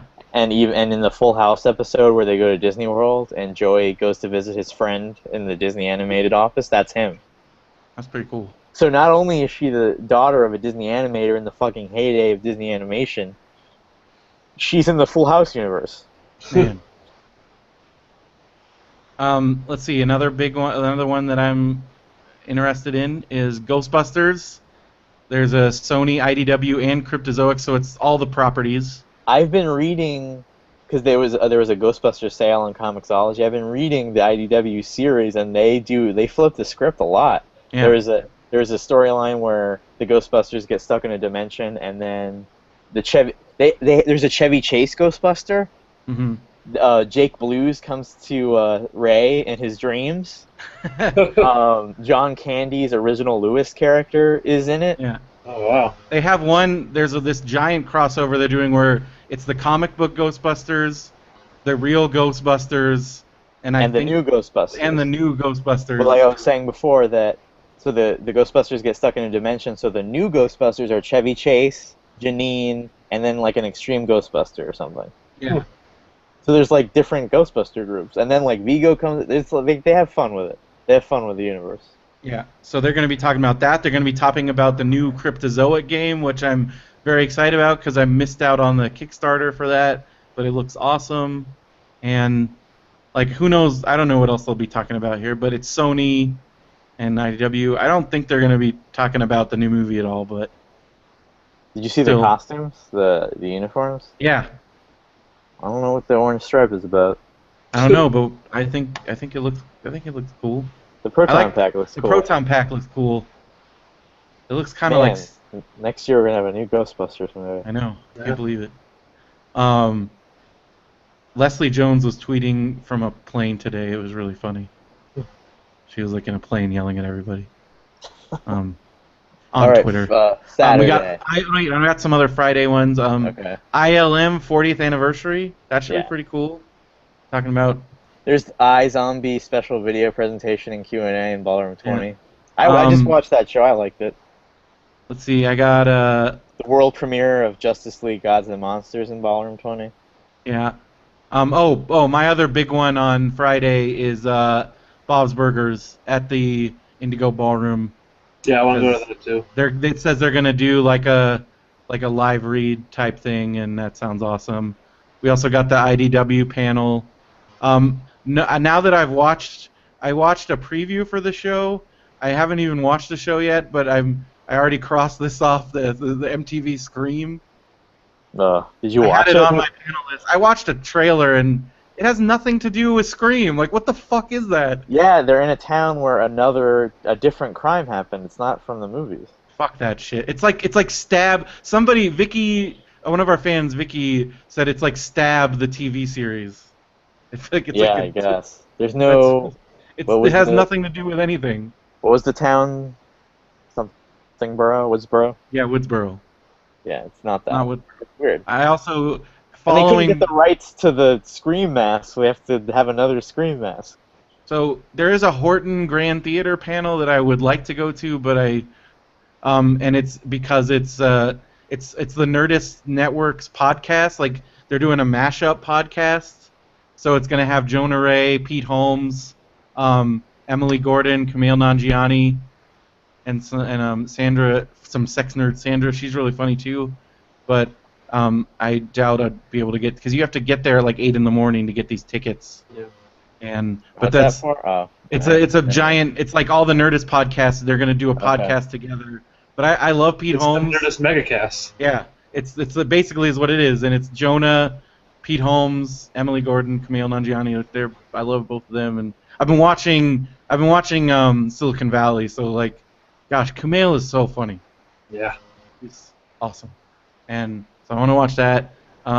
But I don't know. There's another webcomics panel that I saw with Matthew Inman of the Oatmeal. So And you're this like is you're like your enemies. no, these are like this is like the big leagues. Like these are like the big hard hitters. Mark They're, Wade. So it's like Mark Wade talking about his webcomic, and then the Mark Oatmeal Wade is guy. like your Josh, and the Oatmeal guy is like Bizarro Brendo. Yeah. There's a Cosmos panel with Neil deGrasse Tyson. There's Ash versus Evil Dead, which I can't believe that's actually. It looks like it's happening. First photo went up. Yeah. I know Phil actually already has plans to try and get tickets to this. You got Shyamalan discussing The Visit with God. Bloom. You got Bloom. Phil goes too far with You got Blum and Shyamalan together. I still think this is gonna be it. This is the singularity when you put Blum plus Shyamalan together. Phil might be able to get his own row. That's what I told him. But Phil is obsessed with Shyamalan, and he I'll likes go the with Phil if Blum. it's completely empty. Well, you have to get tickets, so I don't know how he's gonna do that. It's the Horton Grand Theater again, but we'll see. Well, speaking of, I know you might be interested in this, Derek. You got Going Back in Time, a discussion. It's the Back to the Future documentary. Oh yeah. And they're going to have the cinematographer, Dean Cundley, Oh, cool. Dean Cundey. talking about Back to the Future. Cinematographer on Jurassic Park, Yes. Flintstones, Hook. Hook, a lot of cool So stuff. that's And he Friday directed. evening. Do you know what the one movie he directed was? Oh, I don't know. Honey, We Shrunk Ourselves, the direct-to-video. I did not see People. that one. Nice. You didn't see that one? No, because it looked real dumb. As a young That man, one's that was great. my favorite of the That series. one's great. Yeah. I guess I'll have to watch it. I Blew Up wouldn't the say it's Baby. funny. I was a bit of a letdown for me. Oh, yeah. So I wouldn't say it's fucking the best of the series, as Benson is saying, but That's what I thought as a young man. I have not rewatched you're- it recently. I'm so- not listen. I didn't even listen when you said that because I assumed it was something that was bullshit. I'm saying, when I was a kid, that was my favorite one. Was Honey, We Shrunk Ourselves. Chloe from Smallville is on it. And Where is then- she now? She's not on anything. Hmm. I don't know. She was their I had a Harley big crush Quinn. on her back in the day. They added Chloe into the Superman mythos. Now nobody's Mhm. using it. You also have Kung Fury, which I enjoyed Kung Fury, and Even Brendo's just whitewashing over their Chloe mystery. David Hasselhoff is going to be there. Is that Let's it for see. Thursday? Yeah, that's Friday. This is Friday. This is it. Oh, So that's it. Friday. Oh, you did all. Oh, I Saturday. thought that's what we did. Right? No, We did Friday. I'm mistaken. So Saturday, Yeah. Last Man on Earth panel in the Indigo Ballroom, Yeah. 10 a.m. I went to the one at WonderCon. It was great. I was with you. And I think, Benson, were you with us too? He didn't go to- Oh, didn't go Benson to didn't go to WonderCon. That's right. And It was Phil Lindy. couldn't make it. Lindy Phil was couldn't with make us. it. Lindy was with us. Phil didn't make it in time. They showed an entire episode. They probably won't this time, but I wanted Which to... I then spoiled for Phil, and he got real mad at me. You did? Well, I didn't realize that it was. I thought they didn't show that one for 2 weeks, and I thought they were showing it the next week, and then I got confused, and I forgot that there was 2 episodes. So then I said, "Oh, Mary Steenburgen," and he's like, "Ah!" Did he get mad at you? He did get mad at me. You let Phil get mad at you? Yeah. He's entitled. I get mad at him all the time. I feel I can't get mad at you. You'll just You yell can get back mad at at me. me. You'll Anybody yell can get back mad at at me. me. I I don't want. probably will yell back at you, but I don't want that. That's let's say you're the funny. I guess Miller's gonna be there, but not Lord. Huh. they're So I working don't on know. so much stuff. They're gonna They do are. the That's probably Flash. why Yeah. they're doing like 8 things right now. They're doing the Flash, Yeah. the movie, and Lego Batman, and the Spider-Man animated movie, And they're writing the next Lego movie. and then the next Lego movie, and then this. Um, I definitely liked one over the other. I don't like the skinny guy. they were funny. I liked them. I thought they were good. I know There's Phil. Let's see. We got SpongeBob SquarePants. They're gonna do a live reading. I'm excited. That sounds kind of fun. there's Quick Land of the Draw. Lost. Sorry, you're going way down. Well, that's the next one on my list. Man, you're missing out. Land of the Lost series reunion, Derek. Of the '70s one? Yes, Well, I've never seen it. it's great. Well, there's Quick Draw at 11:45, but I might have to miss it yet again this year because Supermance, he's calling himself James Noir. The Ryan Reynolds we were talking about earlier. That's his. Oh, is that when that is? What would you call it? His It's a short film, right? student. Well, it's not so short. It's like 50 minutes long. Oh, It's a superhero romance surrounding a war waged between capes and masks, one of which questions his arch rivalry after the planet's inhabitants become powerless for one night. Participating panelists include writer-director, lead actor James Noir, and his little, the little parentheses. mhm. It's because he directed half of that Shooting Clerks Yes. biopic. He helped finish. He's the reason why that movie's getting finished, isn't he? Like he came on. I guess. Sounds like it.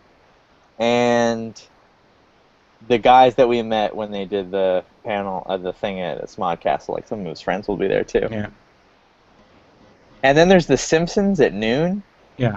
and a lot of the original writers are on that. You might want to see it. But the real weird thing that I put on here is this may be where our confusion lied. The Seth MacFarlane animation block, a Comic-Con first. Renaissance Man of Entertainment will participate in a panel featuring sneak peeks at all of the upcoming seasons of all of his shows. So maybe I think it's the because first they're time doing them all together. They used to do separate.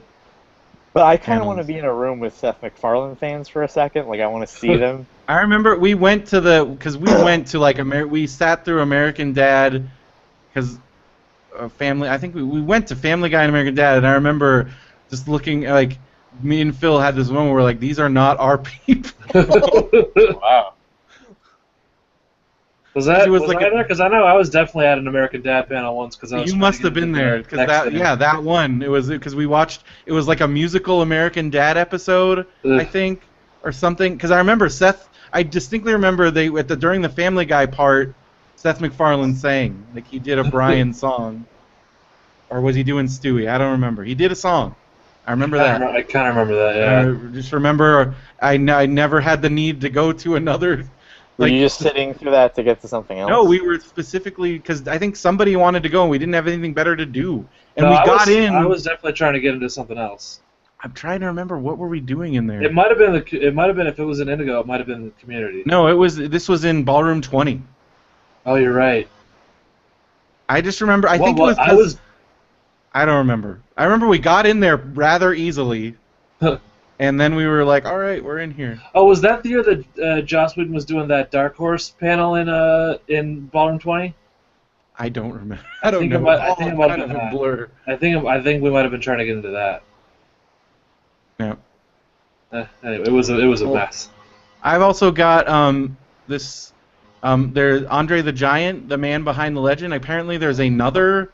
Like Box Brown wrote a great graphic novel about Andre the Giant, but apparently this is the authorized graphic novel biography.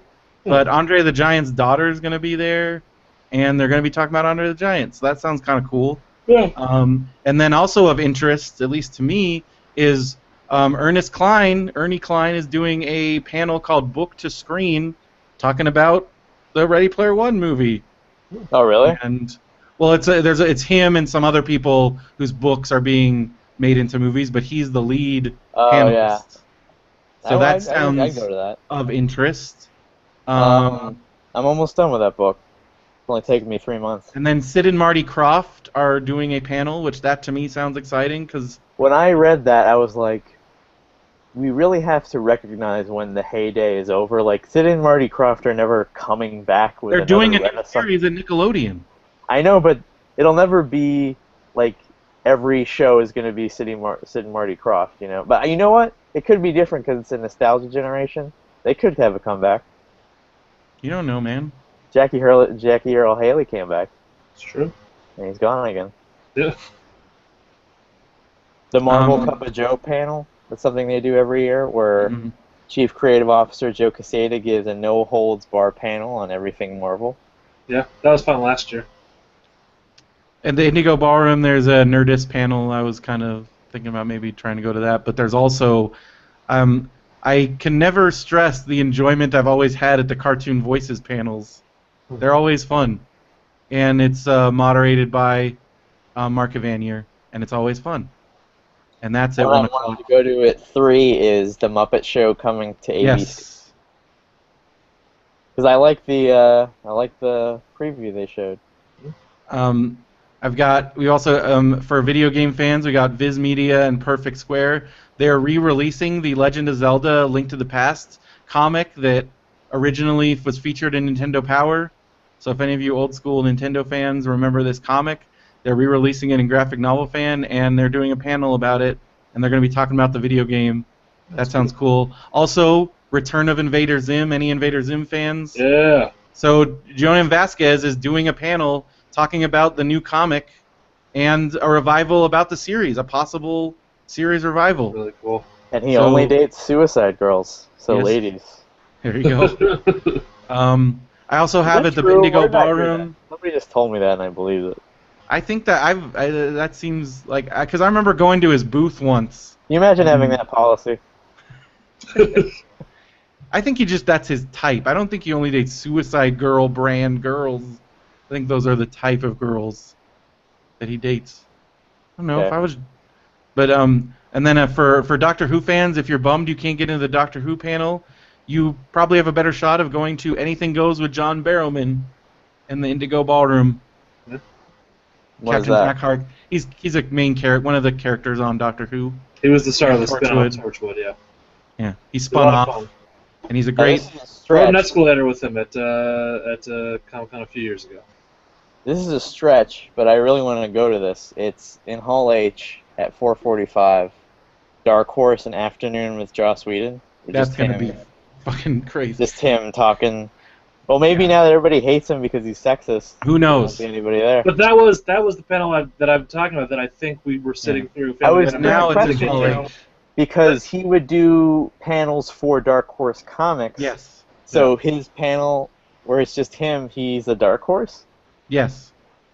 That's throwing me a little bit because I would think they were going to talk about comics.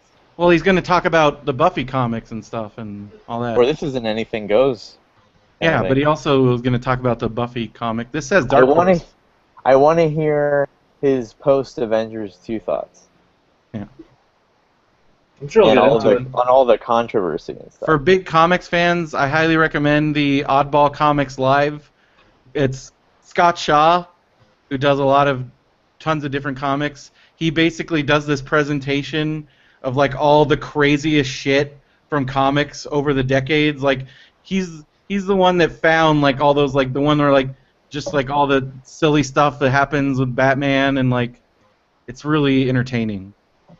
Stan Lee calls it the wildest, wackiest expose of some of the craziest comic books I've ever seen. Stanley's publicist says.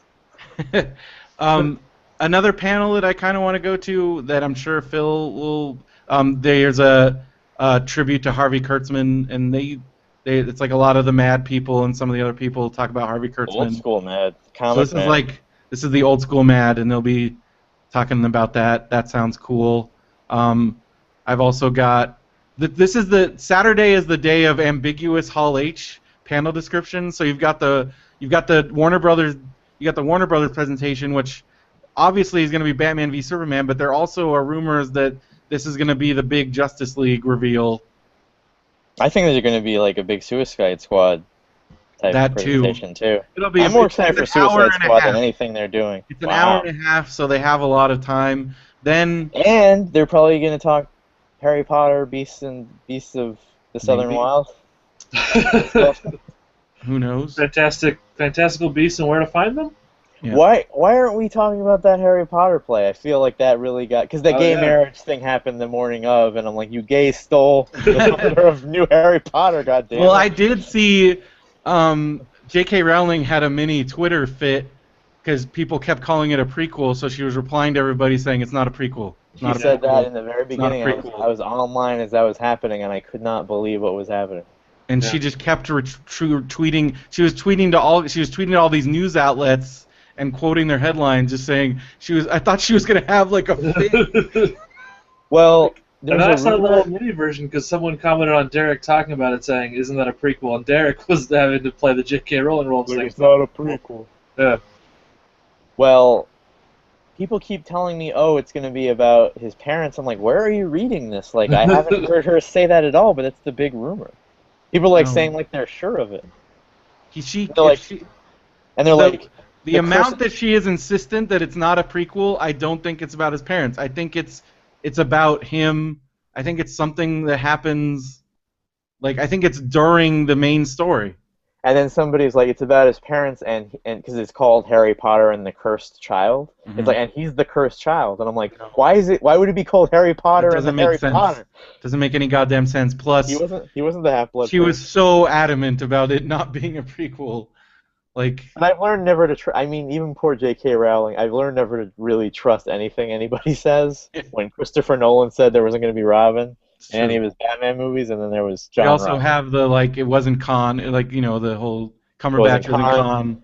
A big thing was Colin Trevorrow said that CGI Jurassic World gate wasn't going to be the official gate, but it was the exact same thing. You can't trust anybody, man. A panel again. There's a lot of cool little gaming panels. Will Wright, creator of SimCity and The Sims, is doing a panel. That sounds kind of cool. I just thought this would be interesting to bagged and boarded listeners. Reggie Hudland is doing a spotlight panel because he's an official guest this year. He was a cool guy when we met him. And he was cool. So I might consider he talk because he was really cool. And Do you remember the moment Matt Cohen ruined any chance of us being friends with Reggie Hudland? I Remember what mean the question was? I remember The- many the- times where he ruined us being friends with a lot of different people. Do you know what the question he asked Reggie that put everything to a screeching halt? I probably was? wasn't paying Isn't attention. isn't it weird that I'm white and I like your movies? I How probably did- blocked that out of my brain. And he was like, "What are you talking about?" Oh man, I really feel sorry for you, Brenda. You had to sit there on that stage while things like that happened. I've blocked some of that out. I mean, I'm still bitter about the fact that we could have been friends with Rachel Wood, and he ruined that. Yeah. We were friends. We were just buds for like 5 minutes, and then it was over. Yeah. It was upsetting. Well, we had 5 minutes. It's one of We had those our 5 minutes of Evan You didn't Rachel even know Wood it was her. talking to us. Like I didn't even know it was her. She was like, "Hi, I'm Evan," and you walk by, and I'm like, "I think Evan Rachel Wood's outside." And you're like, "No." I'm like, "You talked to her?" She's like, "Yeah." And then it was her, and I'm like, "You talked to her and you didn't know it was her?" She said, "I'm Evan," and you still didn't get it. Well, then we were talking about the Muppets, and she showed us. She was showing us pictures like on her phone about like her and Tim Curry because she did and she was really cool. And then Matt kind of ruined it, but whatever. There's a Walking Dead. That was 5 years ago this summer. I know. There's a Walking Dead comic book panel. So it's People always. go to that. Yeah, I think so. I've been to one of those. Read that? Is that like still? Yeah, It's great. it's Kirkman. Kirkman's always entertaining. He's really funny. He's a cool guy. Then we got another big comic panel. You got Fight Club 2. There was one last year too. Yeah, Is that an ongoing thing or is it a limited? Well, I think it hasn't launched actually. I mean, did it launch? Yeah, it has definitely. Okay, has. so Yeah, this is free comic book day they were giving away. so I guess it's a continuing thing. So Chuck Palahniuk, and he's always entertaining. Then you've also got an hour with Adam Savage, so it's just Adam Savage. I'm gonna type a word Mhm. into the chat and you say it, okay? Okay. Brendo, you say it. Restaurant. No, you didn't say it like I like how you say You it. want me to say it how I say it normally? Yeah. Fine. So, Restaurant. whoa, that was way What? different. That was way different than I remember. Restaurant. Restaurant. I Restaurant. was thinking because I was remembering the way my grandmother said it, and she said restaurant, That's restaurant. not how I say it. I say a restaurant. Yeah, I had that in my head. You have Huh. a better saying. Restaurant. Restaurant. Huh. You can open up a restaurant called restaurant, and it'll be like round, Yeah. like in a circle theater kind of thing. Um, I might actually go to this panel this year. Benson and I almost went to it one year, and then the guy that we wanted to see didn't show up, so we left. But Not So Strange Bedfellows, the relationship between comics and pro wrestling. Now that I've actually read the Headlocked comic, it's really good, so I kind of want to go to this. And it features some other guys talking about wrestling and comics, so I think that's cool. But I know where Benson's going to be. He's going to be at the Thrilling Adventure Hour. That's right. I'm actually kind of want to go to that because I did enjoy myself at the Thrilling Adventure Hour panel. I know, Derek, you did not. It's a fun group. Derek, what are your no, thoughts? it's a bunch of weird nerds. Those are my people you're talking about, Derek. But I Maybe don't you'll know. meet a lady at this one, Benson, because there were lots of... You missed out on that cowboy That girl. cowboy girl, maybe she'll be at this one. Take this as a compliment, Benson. I've known you for a couple of years, and I've hung out with you and talked to you. You put up the front of a normal person pretty well. These people are weird nerds. Yeah, weird nerds to you. They have no shame in their nerddom and their excitement, and I am 100%. That's cool with me. So I got that. Let's see what else I got here. Oh, the last thing that I put that I was interested in is the world premiere of the of Scream Queens, which is Ryan Murphy's other horror show. This one starring Jamie Lee Curtis, Emma Roberts, Leah Michele, Abigail Breslin, Nassim Petarod. You must hate Leah Michele. Did you see how she looks in this? Nick Jonas, Ariana Grande. Have you seen what Leah Michelle's character looks like? I haven't, but... You haven't? I'm going to No. show you. I need to show you because... Let me- I'm going to text it to you. Look it up right Leah now. Michele Scream Queens, and then you tell me how Ryan Murphy feels about this woman. Well, you've seen what he's done on his other shows. Holy shit! What does it She look looks like? like she Put it looks in the like chat. niece. She looks like, okay, Benson, you'll know this. She looks like Niece Denise in Kroll Show. Who's that? It's Jenny Slate plays. So Jenny Slate, it's they have a sketch where Nick Kroll plays a girl named Liz and Jenny Slate plays a girl named Liz, and there's this publicity, and then Jenny Slate has another character which is Liz's dorky cousin called it's her niece, her niece, Yeah. and it's her niece Denise, and this is what it looks like.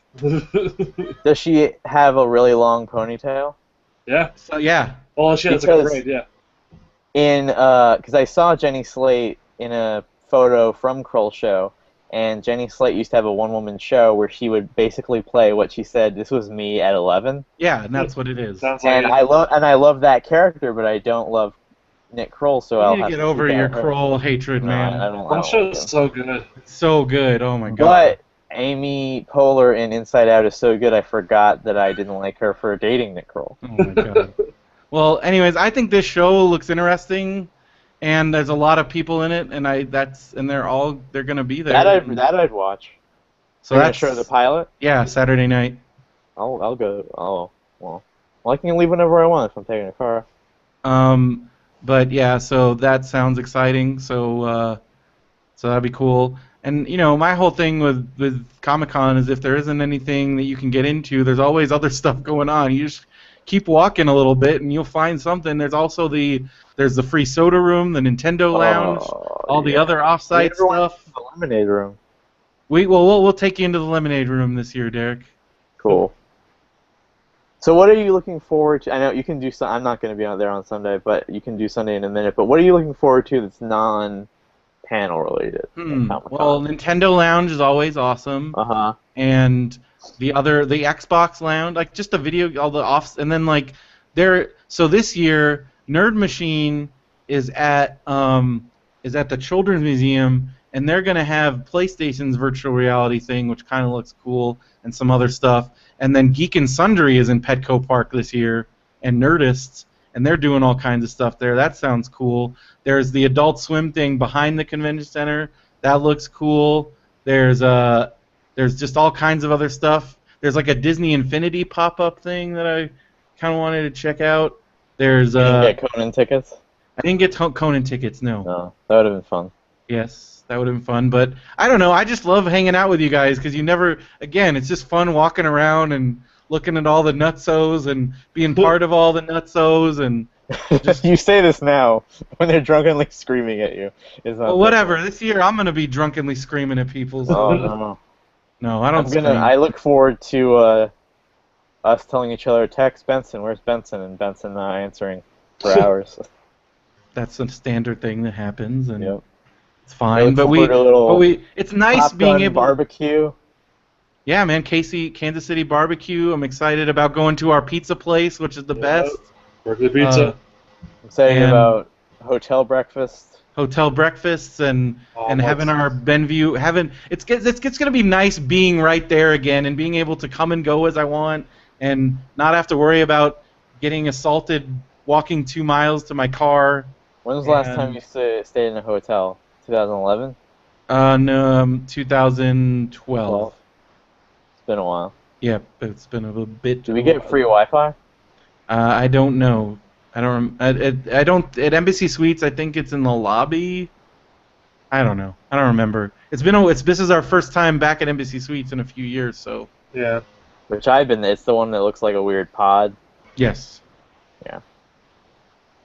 I'm gonna miss because the Residence Inn. I liked how it was so close.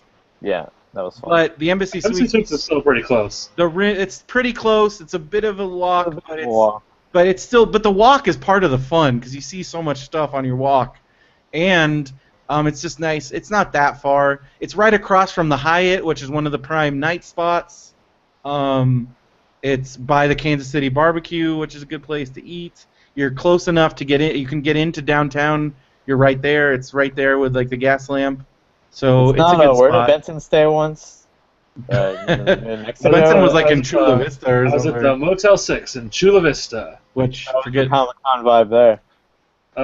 It was you go to the McDonald's across the street and they had like Transformer plates from like the dollar store that they had bought to decorate the McDonald's to theme it for the Comic-Con crowd. There you go. Yeah. I like when local businesses do that. Yeah.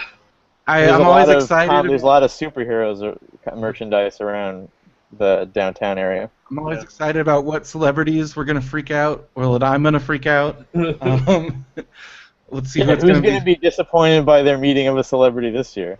Yeah, I don't know. I don't know. I'm pretty zen about everything these days, but I still freak out every once in a while. I'm excited about the wrestlers that are gonna be, like my favorite wrestlers are gonna be there, and a couple of them. So I'm excited about that. And what if one asks you back to his room? That'd be weird. You could be like Amy Schumer. Yeah. I would. Fuck John Cena. That'd be nuts. I don't think he would do that. I'm pretty sure he's a straight man. That doesn't tell me a lot, Brenda. That's your exclamation for a lot of things. He's not gonna. That's not gonna happen. Would you fuck John Cena? Sure. Oh my god. Why not? You do that. I'd let you do that in the room. I'd wait out there for 10 minutes. Wouldn't you, Benson? Yeah, of course. Because you'd probably get to meet him after. What if he wants to play his theme song on a loop while you're doing it? All right, we're getting too much in the wrestling world here. But I mean, it's also. I mean, one of my favorite Comic-Con encounters was when it was me and Benson and Chris. We thought we were getting accosted by Tough Boys and ended up being the dudes from Workaholics. So you never know when that comes. What happened? Well, it was really late. It was like 3 in the morning, and we were walking back to our room, and we saw this group of dudes that they were loud, drunk. From a distance, we thought they were like bro-type Tough Boys. Yeah. And so we were like, oh shit, guys, oh We were like shit. bracing ourselves, getting ready to run if we Did had somebody to. get run over last year, or was that the Yeah, year there well, before because that? that was during a zombie walk thing, and like somebody plowed through a crowd of And then people. the And, Twilight Lady died because oh, she. the Twilight Lady died, yeah. But so we were just, 'cause again, lately I feel like the bro community in San Diego has clued in that about what's going on during Comic Con, and they have invaded a little bit. But it Um, wasn't them. You. no, we thought it was Tough Boys, and then as they came up, we saw the what's his name, the Blake. dude with the big fro, Blake. and he right away because he has like a southern drawl. He's like, I like your shirt. And Yeah, like, you were wearing your Goonies I shirt. was wearing my Goonie shirt, and then they just stopped and started talking to us. And if we weren't so kind of Stunned. stunned from the whole thing, I think they would have. They would have.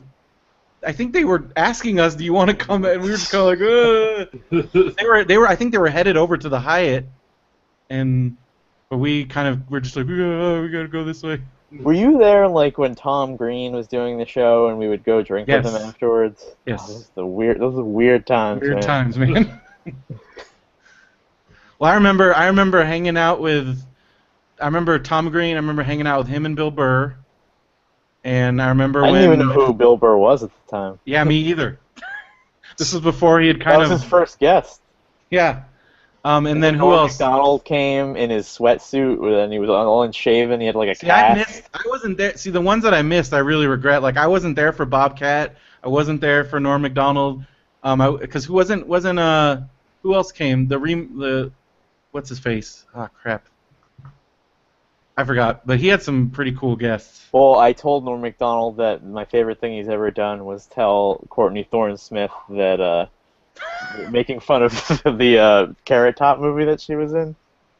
And he's like, people keep telling me that. How do people remember that? And I'm like, it's on YouTube. Was Norm cool? Yeah, I made the mistake of trying to joke around with him though. Because he was just How'd that he work out for he you? just joined Twitter Yeah. and he was talking about him and his. I think he was with like another comedian guy. I think him and Tom Green were talking about their Twitter, how many Twitter followers they had, and they obviously had like thousands and thousands. And I made a joke like, I got 200, and he's like, oh yeah. Like I wasn't actually bragging. I was making fun of how little. Hal Sparks was the other one that I was there. I just remember he was pretty cool. I don't remember. I wasn't there when Bobcat Goldthwait was there. I know he wrote "Hail Satan" on the sign, and yeah.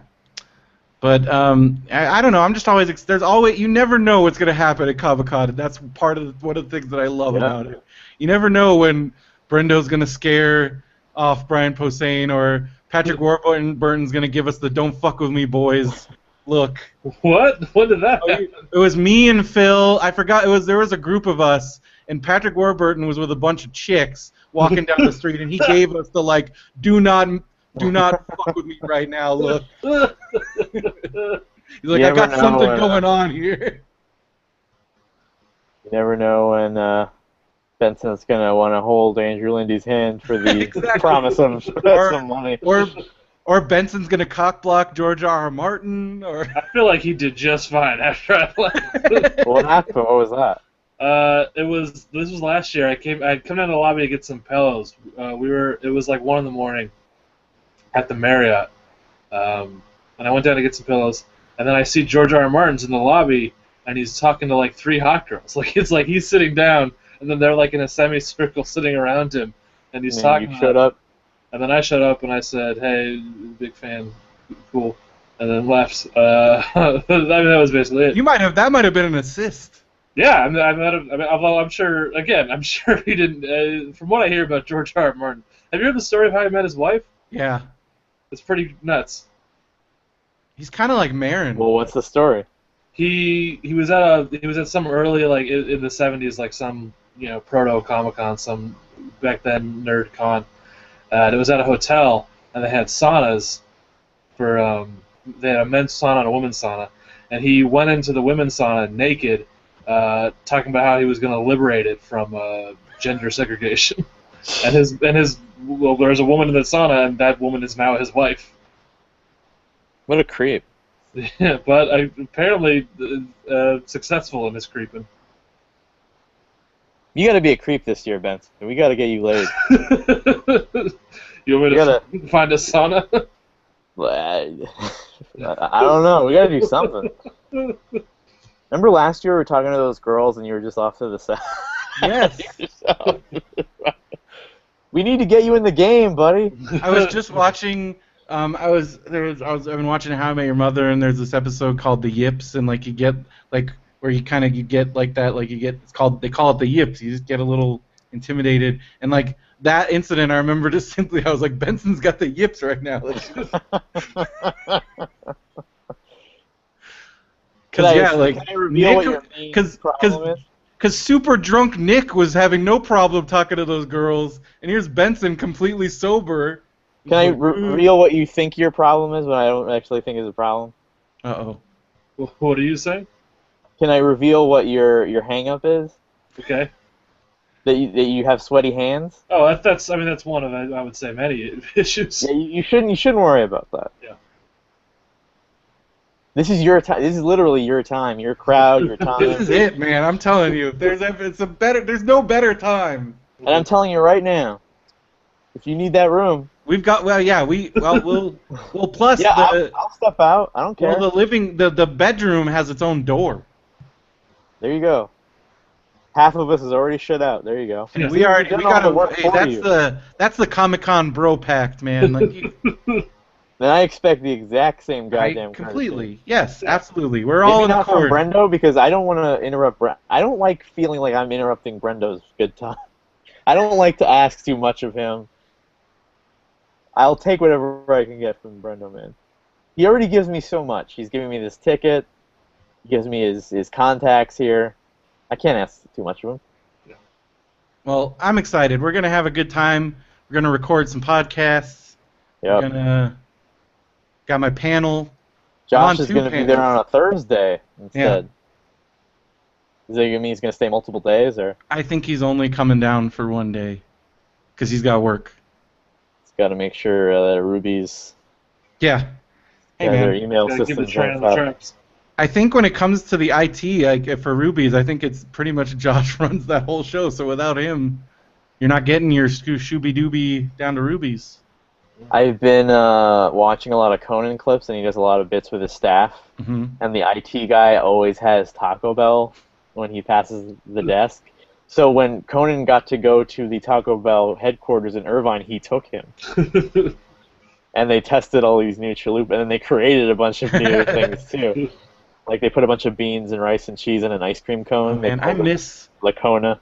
I missed because so they got their headquarters, and then the actual test store is the one in Lake Forest right there. I know because that's where we first got the ranch. We got the Cool Ranch. Dorito Oh yeah, I took you there too. Well, I told you about it. Yeah, you told me about it. And you went because you brought those to the Batman. Yeah, okay. So anyways, I miss because we used to go there all the time because they'd always have new stuff on the menu, and sometimes there would be things that were there one week and gone the next, like. Just testing out stuff. Did they ever make Cool Ranch Dorito tacos? Yes, they did make Cool Ranch. They didn't make the one that we had that they didn't make were the Flamas. So those are still available? The Cool Ranch, yes. Okay. Yes, they're like I think they're what's keeping they're still their number one best-selling thing. Because they even when they said they were getting rid of their preservatives and all that stuff, they were like, except Doritos tacos. Or else they would wither and die. I'm looking forward to who we're going to run into, not celebrity-wise, but we always run into you always run into people from the past. Remember we ran into that guy we played D&D with for a long time, the angry guy. Tungate. It's gonna be fun. Ran into him, ran into random people, random old friends.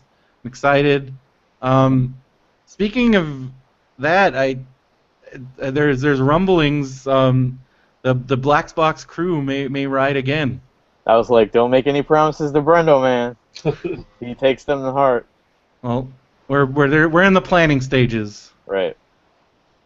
So we'll see. Well, that's all I got for this episode. All right. Well, I got Sunday highlights. You can do that. We got another. Well, the 65th anniversary. There's another 65th anniversary Peanuts. There's 3 of them. Well, this is on Sunday. Wow. Charles M. Schultz and the Art of Peanuts. Only what's necessary. So it's But it's no basically Peanuts like for the movie. I wonder if they're talking about no. the I movie. think yeah. It So looks good. I love it looks Peanuts. amazing. I love I Peanuts. I want to have like a little old lady that I know that buys all those Hallmark glass things, so I could just hang out at her house. And I want to know somebody that buys those flags for every season. That's um, the kind of life that I want. but yeah, they're going to be talking about like Schultz's whole creative process and some other stuff. And anyways, Isn't it then weird that this. the thing about Peanuts is it's like a very deep philosophical Mhm. strip that people really relate to, and at the same time, it's also one of the most merchandised things ever. Yeah, Like it's two things that should be like repellent against each other. Like they shill for insurance, yeah, Yeah. but they show for everything. but they're still considered. They still have that sanctity about them. That's Because cool. It's it a never. balance that you Cause I never think feel. anybody Here's would the get. thing. I feel like the reason why is because it was all. At the end of the day, the comic was Schultz, Yeah, and and the that's why. specials though. And the specials and everything, he controlled the creative side, and I think it was like, yeah, sell this as much, but it never compromised the integrity of the comic itself. Hmm. And I think that's when it, because I feel like with, like, I mean, you look at Garfield, and I feel like at some point Jim Davis was just like, whatever the fuck. Well, Like, what does Garfield have that Peanuts didn't do? I just feel like you read, like, Garfield, there is a definite marcation of when it became bad. Like, Well, he does hire it off to other writers a lot. Like yeah. I don't think he even does the strip anymore. And that's what I'm saying. Like, that never happened with Peanuts. He owned Gmail, Gmail when he yes. had Garfield.com, and So Google had so to he's pay him a got lot of so money for it. Davis has Google on top of the merchandise money. Davis has Google money. So like Davis probably Yeah, that guy doesn't give a fuck. that's true. Peanuts was always good, or maybe we grew up. Maybe we grew up with Peanuts is But for we all also ages. grew Like, up with Garfield, so but I feel that we grew out of Garfield's humor. it's true. Peanuts is more all ages. Yeah, It's you can more always enjoy it. and also there's more of a continuity to it than some other things. Right. Um, I don't know. Because I grew. See, here's my tie to Peanuts, and is my aunt when she bought when she was a kid, she bought the first Peanuts book that came out, and then she bought every single one like when they started releasing them like in these little books. And like so she has the first original one when it's like the original style when they're like little kids. They're Yeah. like so and she has every single book up to like the 70s, and they were sitting in my grandparents' house, and I grew up reading those books and like in order and like You and think kids just still read those I don't know. comics? Because that was a big part of me being a kid. Well, especially when you're a kid at the book fair and you're looking at all those, do I buy a real book or do I buy Garfield or whatever? Yeah. I love And that shit. and Scholastic things, you always got the cool, yeah, all that. And Scholastic getting that Harry Potter fucking brand is like, was that person a billionaire Oh that yeah. like figured that? Did you All watch those Orange is people. the New Black? Remember when they were talking about somebody went up to J.K. Rowling when they gave him Harry Potter and was like, nope, like that. Like I hope people are fired and careers are ruined over saying no to J.K. Rowling. Well, They could and be that's billionaires now.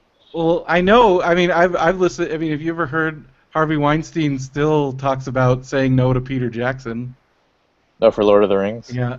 But he still has his name on it, so he It's the gets name. He something. got something, but that could have been his, and I think he's still. I Who think knows if he's. he was been able to like afford it? Who knows? But I know he thinks It about it. bankrupted New Line. Yep. And again, how much is enough? Like I'm sure Harvey Weinstein is fine, and he Yeah. has a lot of like trophies on the wall. Like It does. It I, seems. But I've heard him. He's talked about it more than once. I So guess that kind of personality that creates yeah. those things is always driving for more, and that's why they're successful. Yeah. So I got that one. I got The Last Day of Summer, TV Guide Magazine's Farewell to Phineas and Ferb.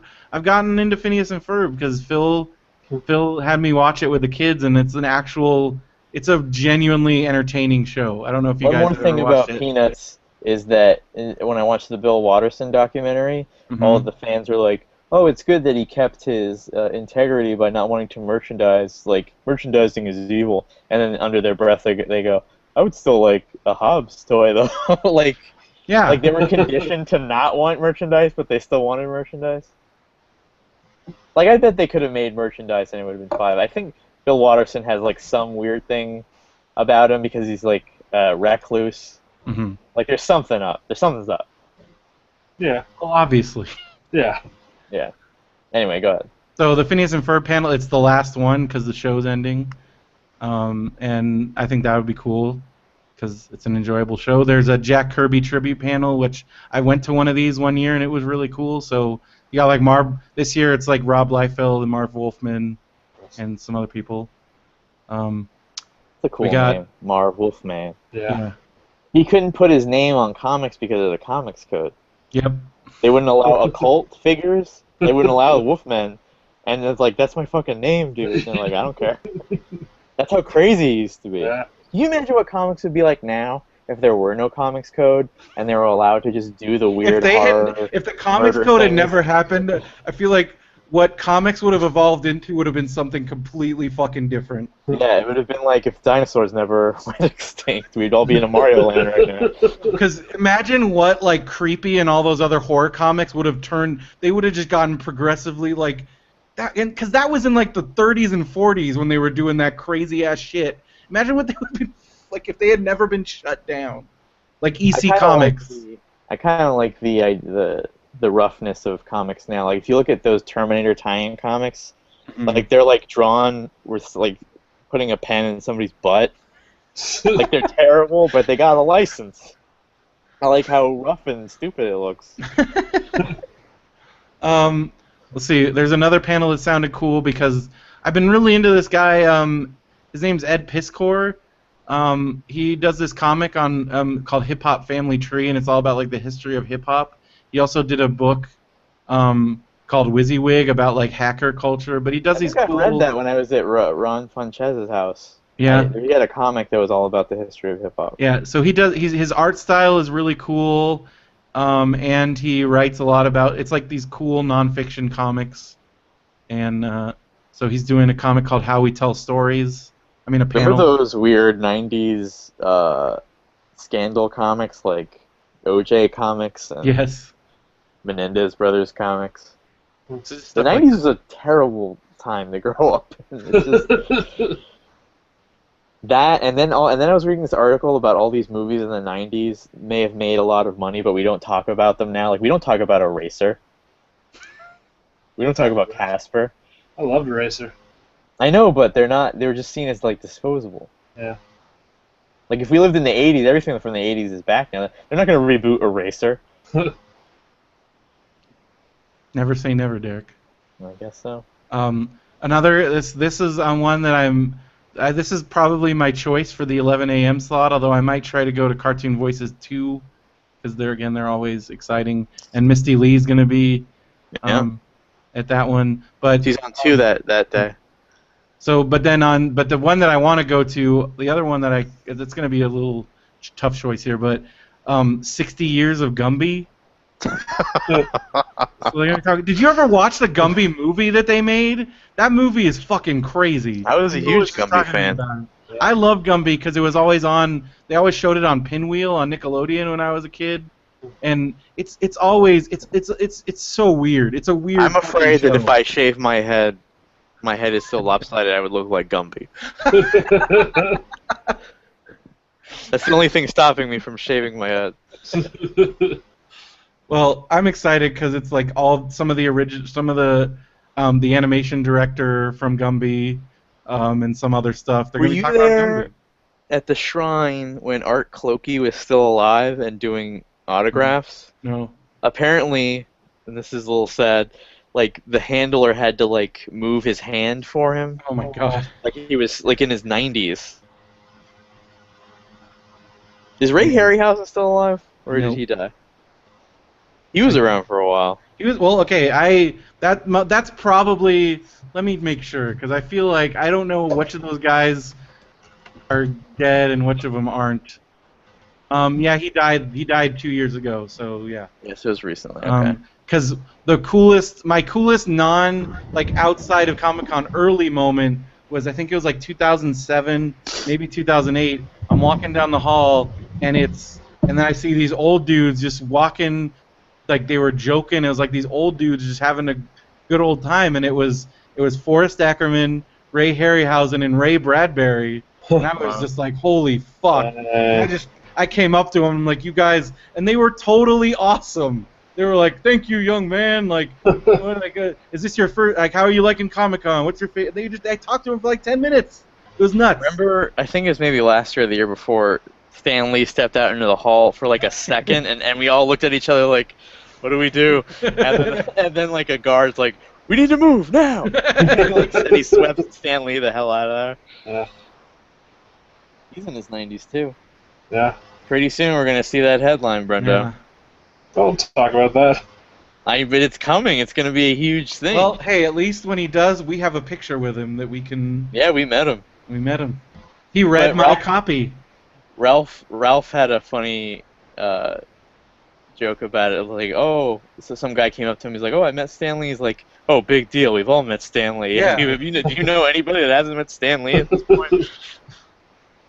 The first time I met Stan Lee was at 1998 Comic Con, because you could actually. That was back when you could. They were just doing regular, like, oh, come meet Stan Lee at this time. And Yeah, if you went in the 90s, you could meet everybody. like Bob Kane.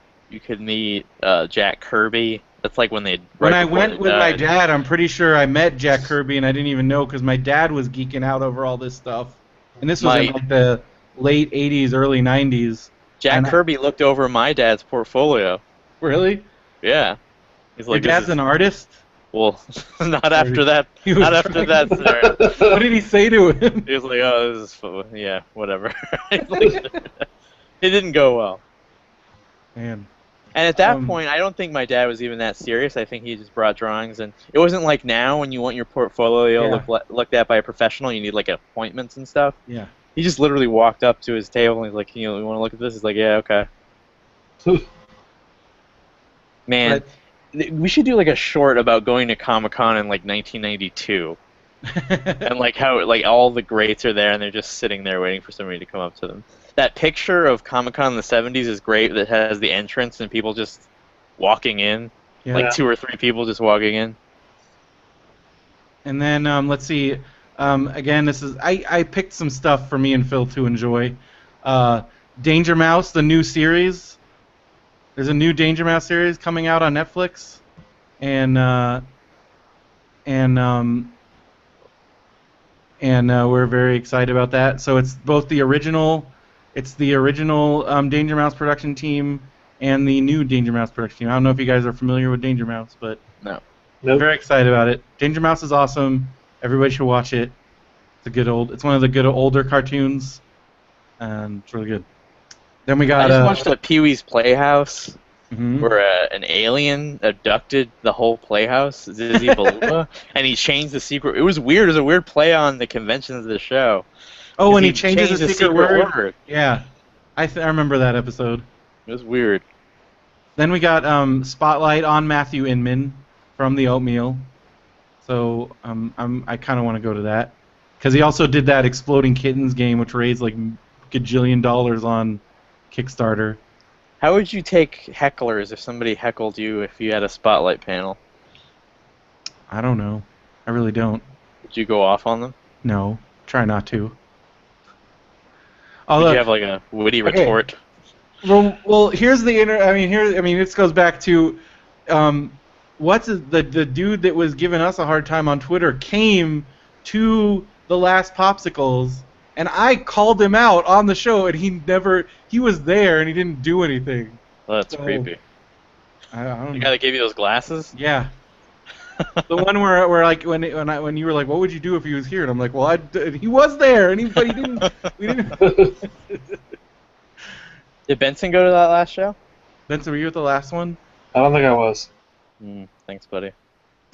He didn't have a car. Yeah, it's true. Well, that's true.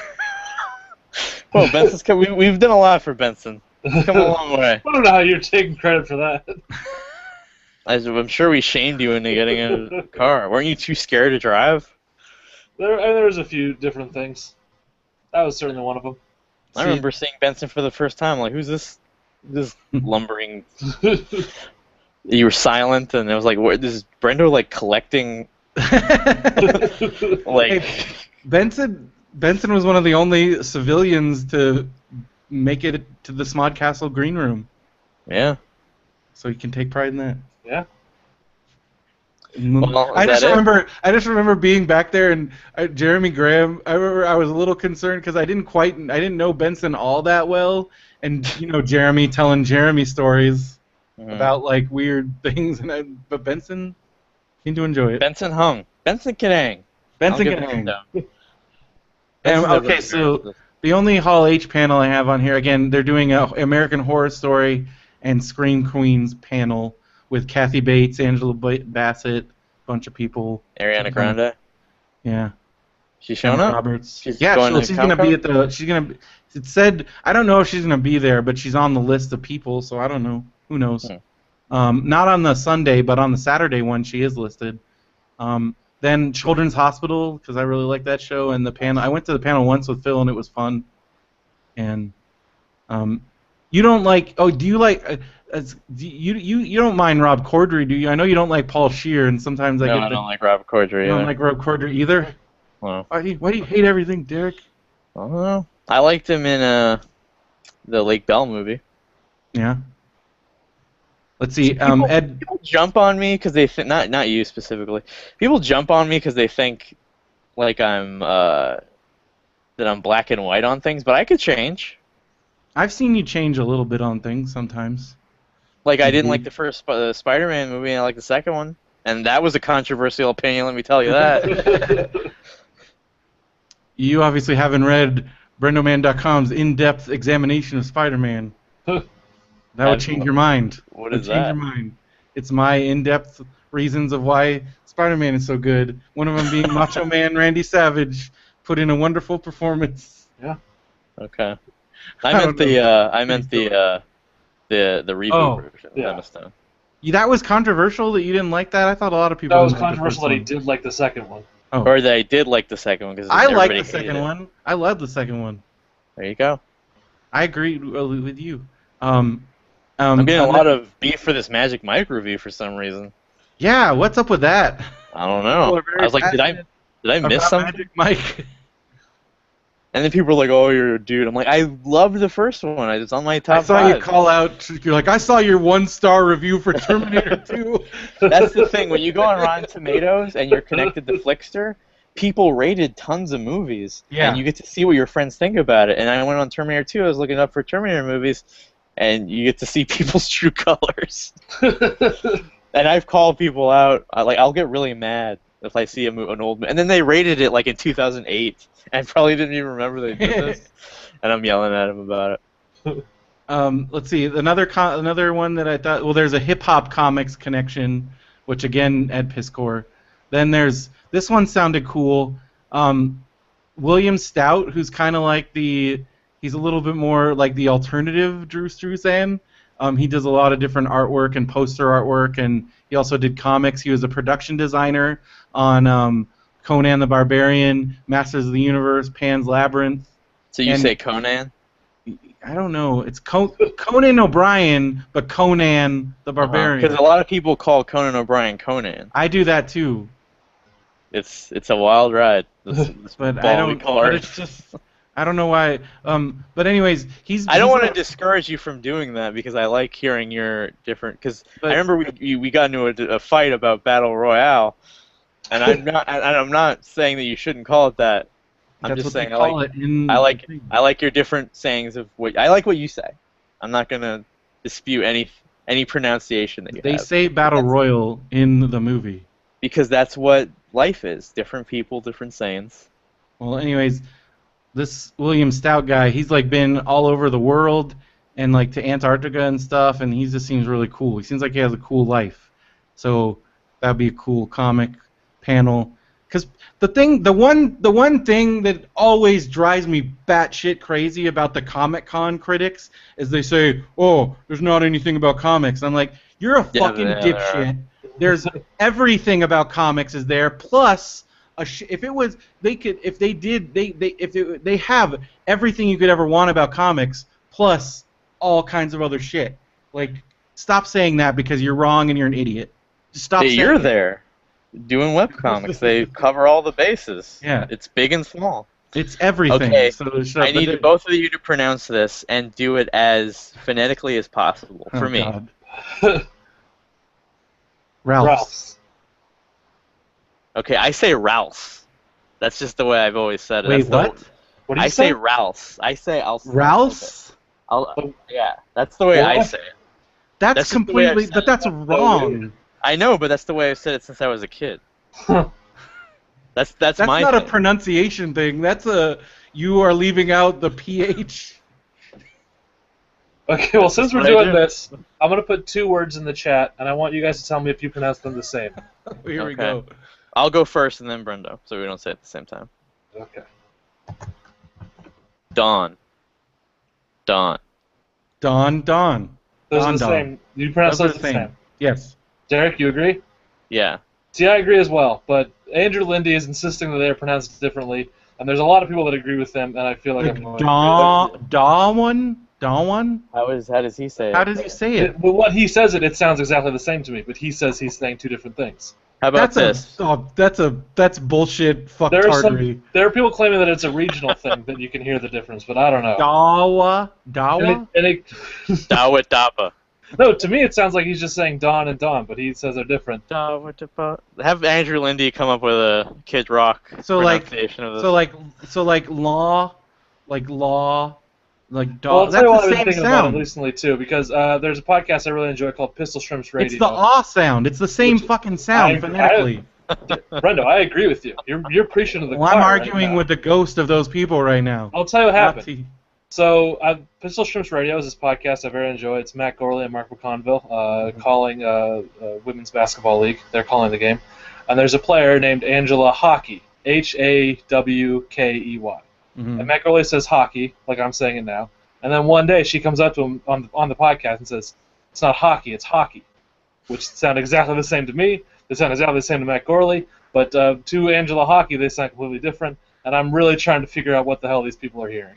I Benson, don't. say- That's gotta say be this some word. weird thing. Iron. Okay, you say it, Brendo. Iron. Okay, I earn. Iron. Like Yeah, iron. I earn like that. Yes. Basically, yeah. Iron. Okay, that's what I say. And then some people call it iron. They Well, say the that's- R. That seems like a British thing. I know, but if you say it fast enough, it sounds the same. It's like iron. Oh, did you see Iron. Iron Man? That sounds weird. Iron. No. Iron. Nobody says that's not the right way. I earn is the best word. Yes. Okay. Well, that's surprising to me. Iron. Well, there's a couple more panels I was just gonna mention here. Okay. Um, We're going into words now. we got Lego Marvel Superheroes. They're talking about the new Lego Marvel Superheroes game, plus there's a Lego Marvel Superheroes movie. I don't That know seems how kinda they're going cool. to do better than the Lego Jurassic World game. I don't know, but they always I didn't think they could do better than the original Lego Marvel Superheroes, and they just Yeah, that was also a great they game. keep outshining themselves. So that's exciting. I would say that was their best game. And then Yeah. DC tried to do the same thing, and it wasn't as good. Yeah. Then and you the got Jurassic World one's great. there's in Hall H you got there's an FX block with the sex, drugs, and rock and roll, which I'm curious about, and the new Is that the new Dennis Leary show? yes. Yeah. That looks unbelievably terrible. I just Well, like I like Rescue the Me's great. concept, and I liked Rescue Me. And I just have you seen the previews for Yeah. it? Well, Yeah. that doesn't look horrible to you? I haven't whatever. seen the preview, but I'm curious about it. The Just 'cause girl's I like, hot. I like the I mean, concept of sure. it, and I liked Rescue Me, and but I don't know. Rescue Me is like one of the most underrated shows. I completely agree with you. It was devastating. Every season something terrible happened. Yeah, I can't look at that kid from freaking Wonder Chosen. They like ruined Wonder Chosen for me because it was like his dead son. Oh, Spoilers. sorry, but Beat Kids is still one of the funniest sketches. Beat kids. Kids on the street. Kids on the beat. That's Beat a great kids. example of a show going way too far, because by the second season And they that were kid just goes to Wall Street and is like cussing at all those stockbrokers. And like, oh, dude. Love that show. Anyway. Some of the stuff they did with Terrence. When Terrence goes to Ground Zero. Oh my god. Oh my god, that was the best thing. Sorry. Now I'm thinking about Show Wonder Chosen. All right, then we got finally, but if you go to those panels, you're an asshole because we've got Brendo's second panel appearance. Another one? Yeah. Topher's panel, full-time creative work on a part-time schedule. Oh, that's another one where weird stuff happened. Derek got really freaked out the one time that he went to it. You made everybody get up and exchange business Talk cards. about network. And then I got on my phone, making it very clear that I don't want to be bothered. And then a lady dressed as Captain Picard came up to me and she says, "Nobody, you're not talking to anybody." I'm like, "I'm not part of this." Well, you can come see me and talk about I always enjoy it. It's cool. It's if you're a creator, or you're trying to do creative things. It's a good. There's always good stuff shared at that panel. You can give Brendo your business card. You can give me your business card. And that's at 4 p.m. Sunday, closing out the con, room 24 ABC. Also, if you're a Buffy fan, they always do the Buffy musical to close out, but this year there is a special thing. Juliet Landau, Drusilla herself, is going to be there. Wow. So, Badoo. I was watching Nicholas Brendan on YouTube, and they make him sing at every Q&A he goes to. That must be embarrassing. Well, now I think he's in jail now. Well, he keeps brawling at every con he goes to. Now, we'll talk about it in a minute in my pop culture minute. Is that what it's going to be called now? Whatever you want it to be called. Brendo Man Minute? It's a new Brendo There's Man. always because let's just call it that, because it's a brand that you have that's crossed over many podcasts, that's been in many different incarnations, so it's just the Brendo Man Minute. Yep. Well, Would you say that Matt Cohen owns that phrase? No. Okay, good. Absolutely not. But are we doing that now, or? Are you done? Oh, yeah. Sorry, I got too many tabs open, but that's my Comic-Con wrap up. I'm really excited. If anybody's gonna be there, if you see us, say hi and come running up and freak out Derek real bad. I should have said this. I should have said this earlier. As uncomfortable as possible. I should have said this earlier. If you see us on the floor, please leave us be. No. Just let us enjoy the con. Freak out Derek. We're there to enjoy it. We're just like you. We don't need people coming. Hug Derek. Hug him. Derek, hug him. No. Don't say touch anything me before you hug him. Unless you're like a lady. Get straight into it. If you think you're a 7 or above, feel free. I give you permission to hug Derek. And, somebody came up to me last year. Yeah. Did anybody come up to you last year, Bruno? Yes. Okay. What about Benson? Anybody come up to Benson? Nope. There you go. There was someone who saw me at the World's End at the Cornetto Trilogy Marathon, but he did not say anything. Just wrote an email later. I just saw them yelling, "This isn't in my size," and I decided to leave you alone. My favorite was Mark Ariano, I believe. Yeah, Mark Ariano was, but he's, he just. We've met him. He was at WonderCon. I was thinking about that the other day. Like, I miss him. He's a good dude. Yeah. Do you realize that if it was a better world, that in 2 weeks we'd be like jonesing about an Edgar Wright Marvel movie? I'm aware of that. Can we? I've heard very good things. Yeah, it's never going to be as good as the movie that exists. We all know that, but I'm excited for it. I'm still excited. I'm just not as excited. No, because Marvel does not need this to be a hit. They have like their whole slate already. Like this could fail completely, and they would be fine with it. Because Paul Rudd's already in Captain America 3. But if it was Edgar Wright, I would have no worry about it. Yeah. Yeah. Way to bring down the room, Derek. Sorry about that. Let's bring it back up with the Brendo Man Minute. Yeah, do that. Is there any other stuff we want to cover or stuff to talk about? No? Okay, let me get my thing up here. I got a new gadget to get everything down. I made this thing called a Hubbub, and I just post articles to it. Now I got it. Okay, you ready? Right, ready? Mm-hmm. Steady? Mm-hmm. Go. Dick Van Patten from 8 is Enough died. Rest in peace. YouTube star Harley Morenstein, if you're a fan of Epic Mealtime, will star in Kevin Smith's new film Moose Jaws. So weird. We got the first footage from the new Ghostbusters with them hailing a taxi. We got footage. So Ghostbusters. We got the Wet Hot American Summer trailer, and poster Looks looks good. amazing. Yeah. I'm super 30 seconds. excited. Jake Lloyd had a wild car that's so chase. weird. And it's All very the pod depressing. racing jokes immediately So silenced many by pod racing jokes learning that he because has mental illness. he has a mental illness and probably caused by years of getting told that he raped somebody's childhood.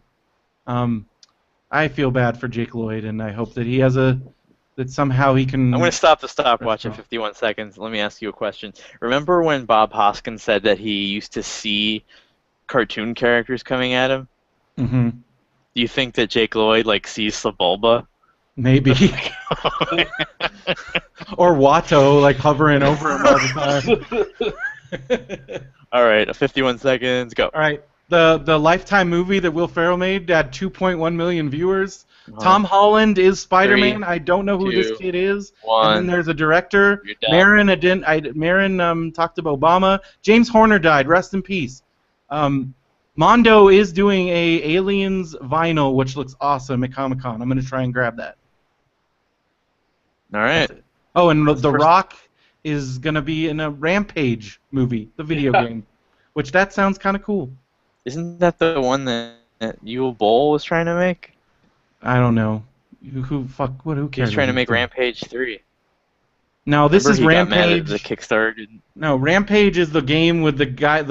It's the scientist that turns into King Kong, and there's King Kong. Well, it's George and Lizzie, but it's King Kong and the Wolfman and Godzilla. So those are the three characters, and Lizzie's Godzilla, and they climb buildings and. smash that game. buildings. Okay. Yeah. All right, well, the next time you hear us, we will be in the throes of We'll be living live from the together for Benview 3 days. Lounge. Yeah. I feel good about it. I fear feel the good. worst. But it'll be be fine. fine. It sounds like you got a lot of room. What are you worried about, Derek? Like the shower schedules and getting into a wet shower and knowing Benson was naked in there for 3 minutes earlier. Sure. I mean, this is hanging out with dudes. It is hanging out with dudes. This is dudes. Dude, hang. Yeah. I don't want to be where Benson's dick has been. Well, you'll get over But it. we'll figure it out. I think it's not going to be bad. Yeah, and I mean, it's just going to be in the air in the shower. It's not like I'm touching it, I don't think. Oh, don't talk about the air in our room, please. And I wish it was 4, like it was last year, but apparently everybody vouches for this character, and He's a good guy. Chris is And, good. Chris is and I- cool. yeah, and I him- think you and Chris are going to get along. yeah, and him and Lindy have a beef, so I'll like seeing Pat, that get it's restarted. squashed. It's in the past. Well, Derek's trying to bring it right back to the I'd be like, forefront. dude, like people were seriously mad. Well, we'll see. Oh, People were seriously mad that what? our passes for Kevin's panel are confirmed, so there you go. Sweet. There you go. I want to talk to somebody that was mad that Benson was their best man at a wedding. Wow. Oh, this It's is. not, Oh, that's not the beef. this has nothing to do with the show. What was Sorry. the beef? What was the main beef? I'm not going to Yeah, get what was into the that. beef? We're not gonna go just over 5 the seconds. beef. Just a. The beef is squashed. It's in the past. I know. Just give I'm us a not gonna- sense I'm of what not it gonna- was. Just give it a I'm sentence. not going to help your agenda to No, bring give it us back, a keyword. Derek. Give us a keyword. I just want to know something about it. Some of it went down on Twitter. That's a keyword for you. Okay, but it was over you. Don't listen. I can't get. I don't know the whole psychology of this. Okay, I'll give All I you know a is yes that or it's no in the question. past. Is it over what they think of each other, or was it over you? I don't. I honestly cannot. I don't know. Okay. The fight over Benson continues at Yeah. Comic-Con 2015. We'll see you there Or doesn't. from a safe distance. All right, let's do the plugs. Make sure you go to popsiclespodcast.com for all the links, everything we talk about, as far as like everybody's Twitters. Go to BenviewNetwork.com, listen to all those. We got there's this weekend on Radio Brendo Man. We've got author James Riley. we'll be talking about his new book, Story Thieves, and it's a good book. It's cool. We also, if you want to listen, the current episode that's up right now of Radio Brendo Man has Phil talking about his vacation, his trip to Montana. He met Craig from the Res, and he said he had a lot of fun. And Phil came back. Yeah. So he's okay. But he's had a good time with Craig, so that's cool. And now I want to go to Montana. And but then we also had. So Phil went on an Indian reservation. Well, he lives. I guess Craig lives on a reservation, but it's not the main part of the reservation. Phil was explaining it to me, but yeah, I mean, his house, that's where they live. Okay, listen to that for further. But then also we had all three Vecchio boys. So if you want to hear some fun Phil stories and other Vecchio fun stuff, so it was fun. The trailer for the Newton Boys. Yeah. Shout it out, baby, I'm ready to go. Play that. Yeah, absolutely. When the Vecchio boys showed up. If you go to, again, brendoman.com, I put up my whole Comic-Con preview. I've been putting up some stuff on there every once in a while. Are you ever worried that there's going to be a shooting at Comic-Con? Some sort of weapon thing? That people are coming in with, like, the security on top of things? I think so. I'm not worried. I just don't feel like it's not that scene. I mean, that could happen anywhere. So I feel like being afraid of it at Comic-Con specifically. True. That's a good point. I feel like there's never been any reason to be concerned for your safety. Unless you're around Reese, that guy that was the lizard in Spider-Man. Well, he got arrested because he didn't want to put out a cigarette. Would it be mean if I hired a girl to talk to Benson all weekend and he gets into this relationship? And that was a plot on a Veronica Mars episode. Really? Yeah. So it wouldn't work on you, but it would work on Benson. Also, I mean, I've told this story, right? The people, I told other people that story, and they're like, "Oh, that's me," and I'm like, "Well, he didn't think it was that mean." Okay, I'll tell this story because I don't know if Benson has heard it. Okay. I was standing by I think I was actually waiting for you. I was either waiting for you or waiting. Oh, you were there. Oh, Benson was there when this happened. A really hot girl came up to me by Indigo Ballroom and was like, "Hey, what are you doing later?" And I'm just like, "What?" And then she's like, I'm sorry. My friend, that guy over there made me had me do this, and it was Muse. So Muse had a girl come up. I always often think about that trek you took to the Sash for the first time, and Muse shot a rubber band at your butt and started laughing, and you're like, "Oh no, these guys are gonna bully me too." That was I actually shared that story with Jason, and he retroactively apologized. He's like, "Man, I was going through. He was just out of. He's like, I was kind of a dick." Also, he would do that to you now. He probably would. Yeah. There's just no equal opportunity.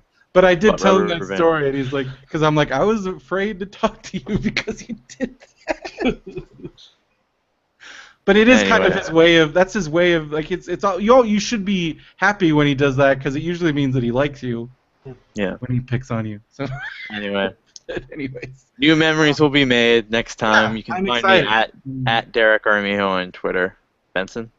I'm at Dr. Matt Benson on Twitter. Go to benvnetwork.com, check out all the shows on there, like Shut Up Leonard, where I talk about Community, Benson's Boombox, Matt and Brenno's Wrestling Show. You can check out the old episodes at least.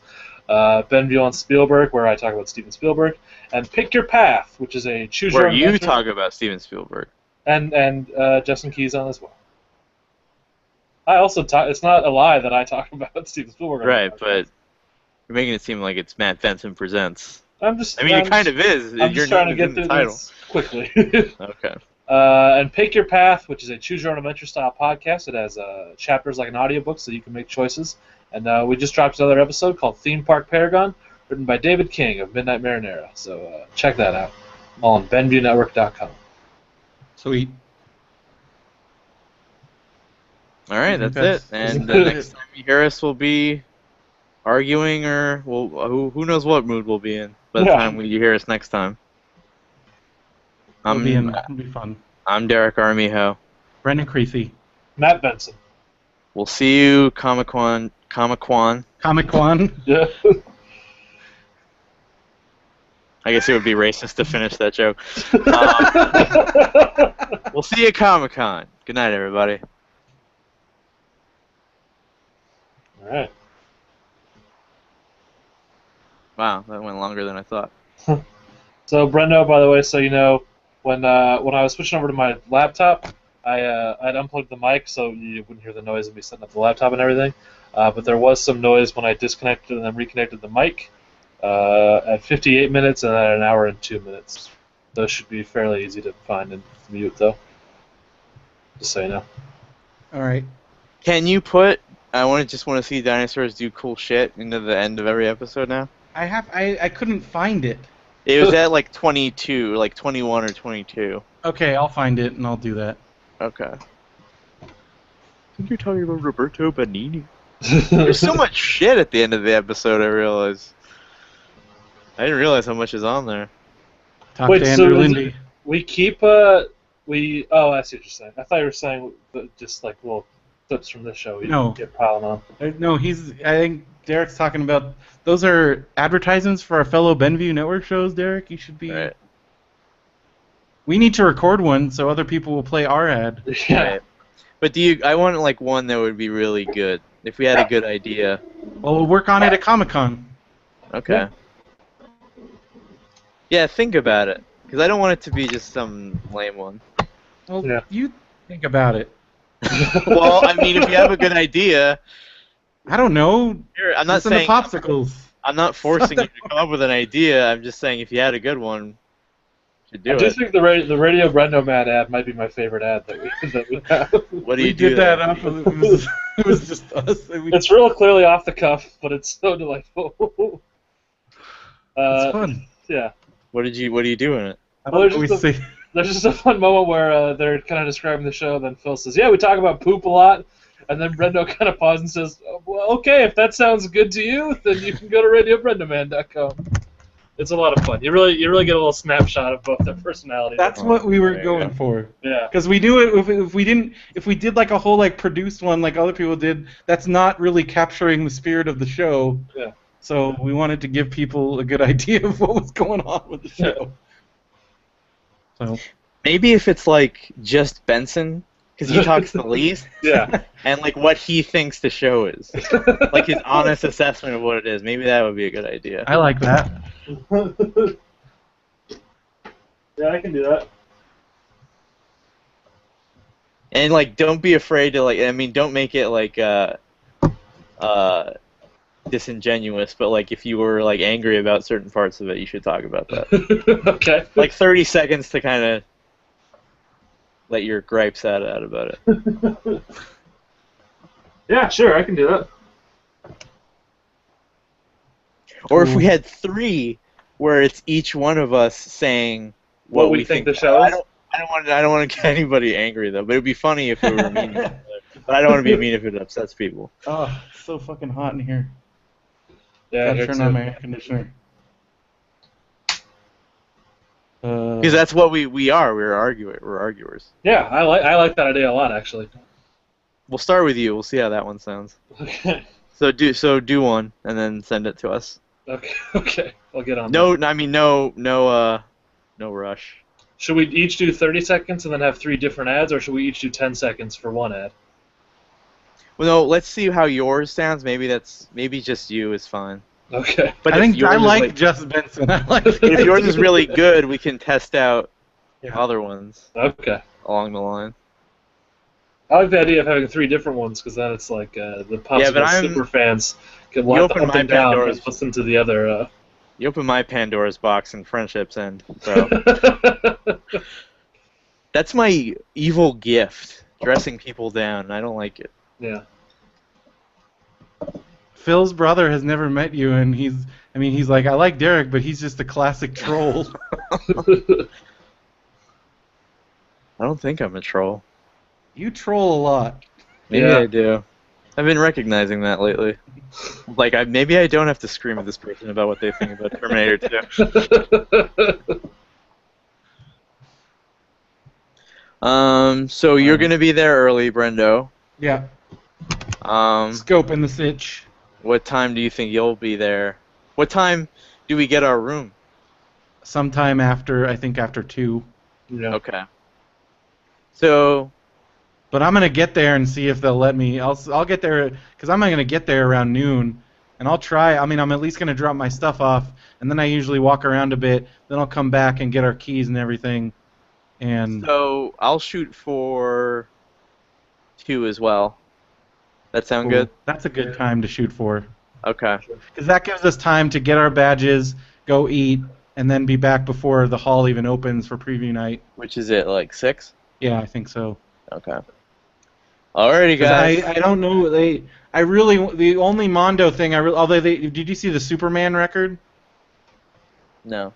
They have I a haven't seen any merchandise So available. last year, it's to counter, so that you know how they did Batman animated series. This year they're doing Superman animated series, Oh, wow. and it's a die cut Superman logo record. Oh, it's just one? Yeah. Oh, Well, they have 2 different ones, I think.